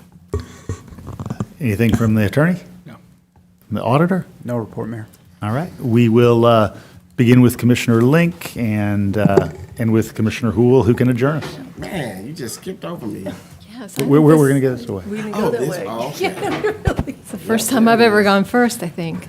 Yeah, I just want to say, Jesse, thank you for all your hard work. Like, I really think that you're probably the hardest working commissioner. I really appreciate your passion and your prodding, your constant prodding to make us do better and be better. You know, this past 4 years have been really weird for me, really weird, just on a private life level. But I really appreciate you kind of keeping me grounded and kind of pushing me to keep moving forward. We've got some interesting times ahead of us, and it's going to be really difficult without you. And I hope that I can call you up whenever and and ask for your advice and input, because I definitely will be doing that. Commissioner Davenport. All righty. First, I just want to say it's cold in here, so hopefully staff will check in on that. Merry Christmas to everybody and happy 2026. Of course, thanks, staff. We have holiday parade this Thursday, 7 o'clock. Please get here early and enjoy the festivities. It's fun. Please bring a jacket because it's going to be cold. And the transition, I would like to say that it has been a pleasure and a nightmare working with Jesse. You are you are very meticulous and thoughtful, and sometimes I'm just like, let's just do it. Let's just do it. But you're very you put your heart into it, and you really do. Like, and there are a lot of people in our community who may not see that in you, but I can attest that when you're passionate about something, you're very passionate, and you don't let go. Even if it's a birthday or Christmas, you're like, no, we got to get it done, And I love that about you, because that's what we need in leadership. You're very dedicated, very passionate about things that you're passionate about, and it's going to be truly missed. So thank you for your hard work. Yeah, I have some words about my colleague, but first I'm going to take a lesson from them and, bring up some topics to address. And one is the analysis of the PSCOB, our Public Safety Oversight Committee, in article that's in the flagpole. I encourage all of us to look at that interesting analysis, some of which I agree with and some of which I'm thinking about. But one thing I am concerned about is something that's probably true for many of our boards and authorities, but is particularly true for the PSCOB and is actually pointed out in the ordinance recreated, which was that will ensure that the board, the PSCOB membership reflects the diversity of age, race, socioeconomic status, and so forth down that line. And as that article points out, there's two African-American members of the group, one of whom has been not in attendance for several months. So I think that's something we need to put staff and commission thought together in being very intentional in reaching out, because that's only going to be addressed if we make efforts to address it. I also wanted to respond to some comments that we've gotten about North Avenue project, and clarify some things. So, I read things where people are saying, oh, we're not getting that grant money. We didn't decline the grant. And actually, I think that the safety possibilities with the CDO, I think they're still very much there. They might not be exactly what was there before, but it's not like we're going backwards. And that North Avenue grant, was something where a lot of the things like the traffic circle and the reduction in lanes was not part of the grant application. We are going to have another chance when this comes before us for approval at the next stage to tweak it, may look at that wall. I'm not sure if that wall will fit in with our ordinance, our zoning ordinance on fences and such. And there might be possibilities to put some sort of, gate, not gate, fencing, 4-foot fencing that is allowed. But that might be something we can look at later. But most importantly, I want to bring up Commissioner Hool for the work, and thank them for the work they've done for these past 4 years. We know that everyone doesn't agree with Jesse all the time, but I don't think there's anyone that disagrees that they have an incredible work ethic, an incredible intellect, and an incredible ability to proofread documents and meeting minutes and develop budget and ARPA spreadsheets with an enormous amount of detail in them. Their passion and dedication, which has been alluded to here, working for the disenfranchised and vulnerable, whether in our courts and jails, struggling with mental health issues, substance abuse, housing challenges, will be greatly missed, greatly missed. On a personal level, I have to, reach out, say something here, because Jesse and I were both sworn in on the same day 4 years ago, January 6th. Very important day. We shared the onboarding training, and since then have worked together on numerous agenda items and spreadsheets and online documents, and learned a lot. I've learned a lot from Jesse, and will miss them tremendously being part of my commissioner life, but I know and hope, and I will make it happen too, that they will continue to be part of my friend life. Once again, thank you, Jesse, for your service to Athens and for your contribution to making me a better commissioner. Yes, I'd like to say, Jesse, you're going to be missed. I'll never forget when I first got elected, you called and wanted to grab coffee, and you said, you and I will probably not agree on all things, but we have to both agree that we have Athens' best interest at heart, and I feel like we both have done that. We've agreed on a lot of things, and we've respectfully disagreed on a lot of things. I have a tremendous amount of respect for you and the passion that you have for this community, and you dig into the weeds and make sure you understand all the ins and outs of everything that we're doing, and I greatly respect, and you will tremendously be missed, and good luck in the next phase of your career. Well, thanks, y'all. I didn't prepare any remarks or anything. I do want to give a shout out to the people of Jackson County and our colleagues over there for doing what we, in formal and informal fashion, asked and urged them to do at the quarry. The Vulcan quarry has been denied. Of course, we'll see what appeals come, but that was a powerful demonstration of community solidarity across county lines, and also the community support there. And I do still hope that after I'm out of this room that y'all might consider the single-family regulations and the gas station thing, but that's for another time. All I had written here was to kind of these 4 things. I'm just going to say this. First, to the people of Athens in District 6, which has changed 2/3 of its territory in the time that I've been commissioner, and to the people in this room. I've tried my best, and I have learned so much from each of you, and especially the people in this room tonight and any other night who have stuck through till the end. That means a lot. Even when you're mad at us, it means a lot that you care enough to be here. But especially, it feels nice when we're agreeing. I wanted to thank the mayor. You've taught me a lot before I got here, and even more since I got here. You've also become a good friend.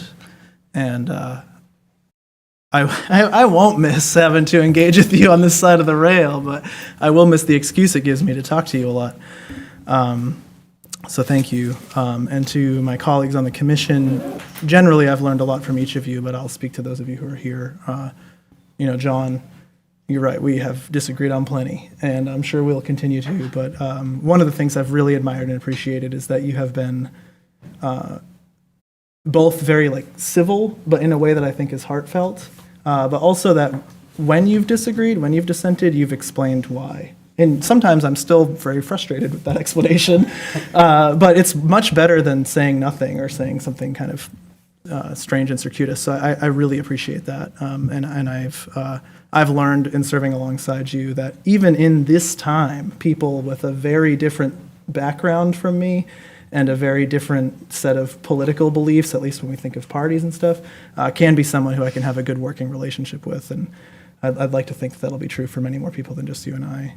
Carol, J6, what a time to start together. I actually came in during COVID before that, too, in November. It was wild times, but we don't need to rehash all that. But I think this isn't throwing shade at anyone else, but just you have been a steadfast collaborator on so many things in my time on this commission, and I've learned so much from you as well. But I've appreciated your support and collaboration in countless things, up to and including tonight with the resolution, which I actually sincerely believe wouldn't have even gotten here tonight if it weren't for your help. Commissioner Davenport, Patrick, I remember kicking it with you before you were here. Never mind when I was here, trying to convince you to be here, and I'm sorry. You're still gonna be here, and I'm getting out. But I've learned a lot and appreciate a lot about how you've served, and specifically how I swore in on this stack of books, and some of them are these Buddhist texts that have meant a lot for me. But it's one thing to read it and think it, and it's another thing to embody it. And I know you identify with a different faith and everything, but I feel like you embody a lot of what I aspire to be in terms of being calm and collected in the storm. And so I've appreciated learning through that, among other things. And also being a continued reminder of how deep the history is for those of us who transplanted it and get to grow up here the way you did. And then Melissa, sometimes even you and I actually agree on so much, but we have very different approaches sometimes, But I think really grown to appreciate a fearlessness that you've exhibited before I got here, and that you continue to exhibit. And I think that is admirable, even if sometimes you choose different words than I would choose. And I hope that we will, as you asked. I'm planning to stick around, so I'm happy to continue to collaborate with anyone here without having to come here every week. And then the last thing I wanted to end on is I want to thank our staff. So I've been asked in plenty of interviews and things, what's one of the things I learned the most? What's the biggest thing I learned, or however people want to phrase, they look for some superlative, and far and away, really appreciating how hard our staff works, how dedicated they are to the higher ideals that we all choose to represent, how much more thankless their work is, how underpaid they are for the expertise they have that they could bring to the private sector and make much more money, how much crap they deal with. Sometimes it's as much, if not more, than us. Certainly plenty of folks, like the officers sitting in this room, are on the front lines in a way that we almost never have to be, and face things that we almost never have to face. And that is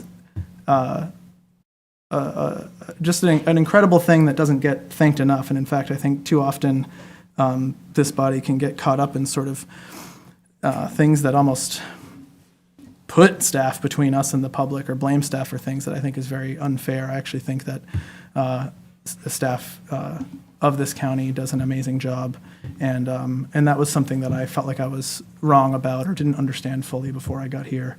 And then specifically, Gavin, Judd, Andrew, Nikki, and the two officers in the room, I specifically thank you.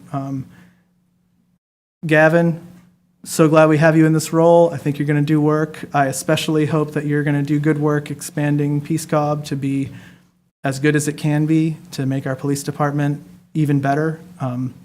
But I say that also having learned that our police department is much better than I appreciated before I got here, and that many of our officers go through things that I literally couldn't. So I appreciate that as well, so thank you all. Judd, I'll never forget that like 3 you shot. This is in COVID times. We had to meet in a gymnasium for your first like review or whatever, and you showed up and just swished this 3 in the basketball hoop before we sat down to talk. And you said in that meeting, it was like your dream to be here. So I don't know if it's become your nightmare or something, but I hope that you'll stick around. I hope it's still your dream.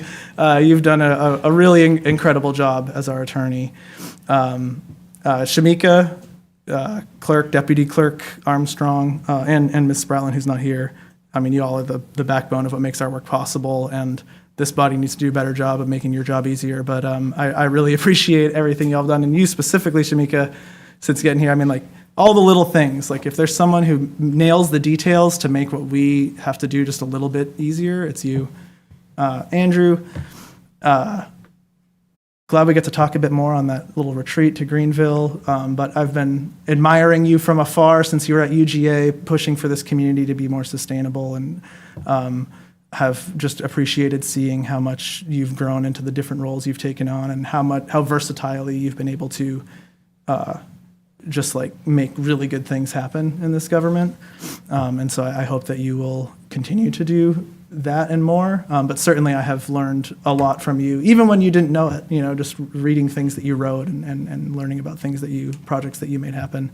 And finally, Nikki, Manager Jones, Interim Manager Jones, whatever unnecessary qualifier people want to put, you're our manager right now, and you got just like thrown in the deep end with no floaties, and you've been making it happen, and you've been actually making really good things happen, and I think making even transformative things happen at a time where it's difficult to make even the basics just tick along. And you as well are somebody that I never would have known. There's so many people I never would have known if I didn't get to be in this role. Judges who were here earlier tonight and such. I feel like I'm in this like bizarro world. But to get to talk to you and to learn so much from you as a person about how to be a better person, and so much from you as a professional about how things work, is something I'll carry with me forever. So thank you all. Motion to adjourn. Is there a second? All in favor? Aye. All right. Good night.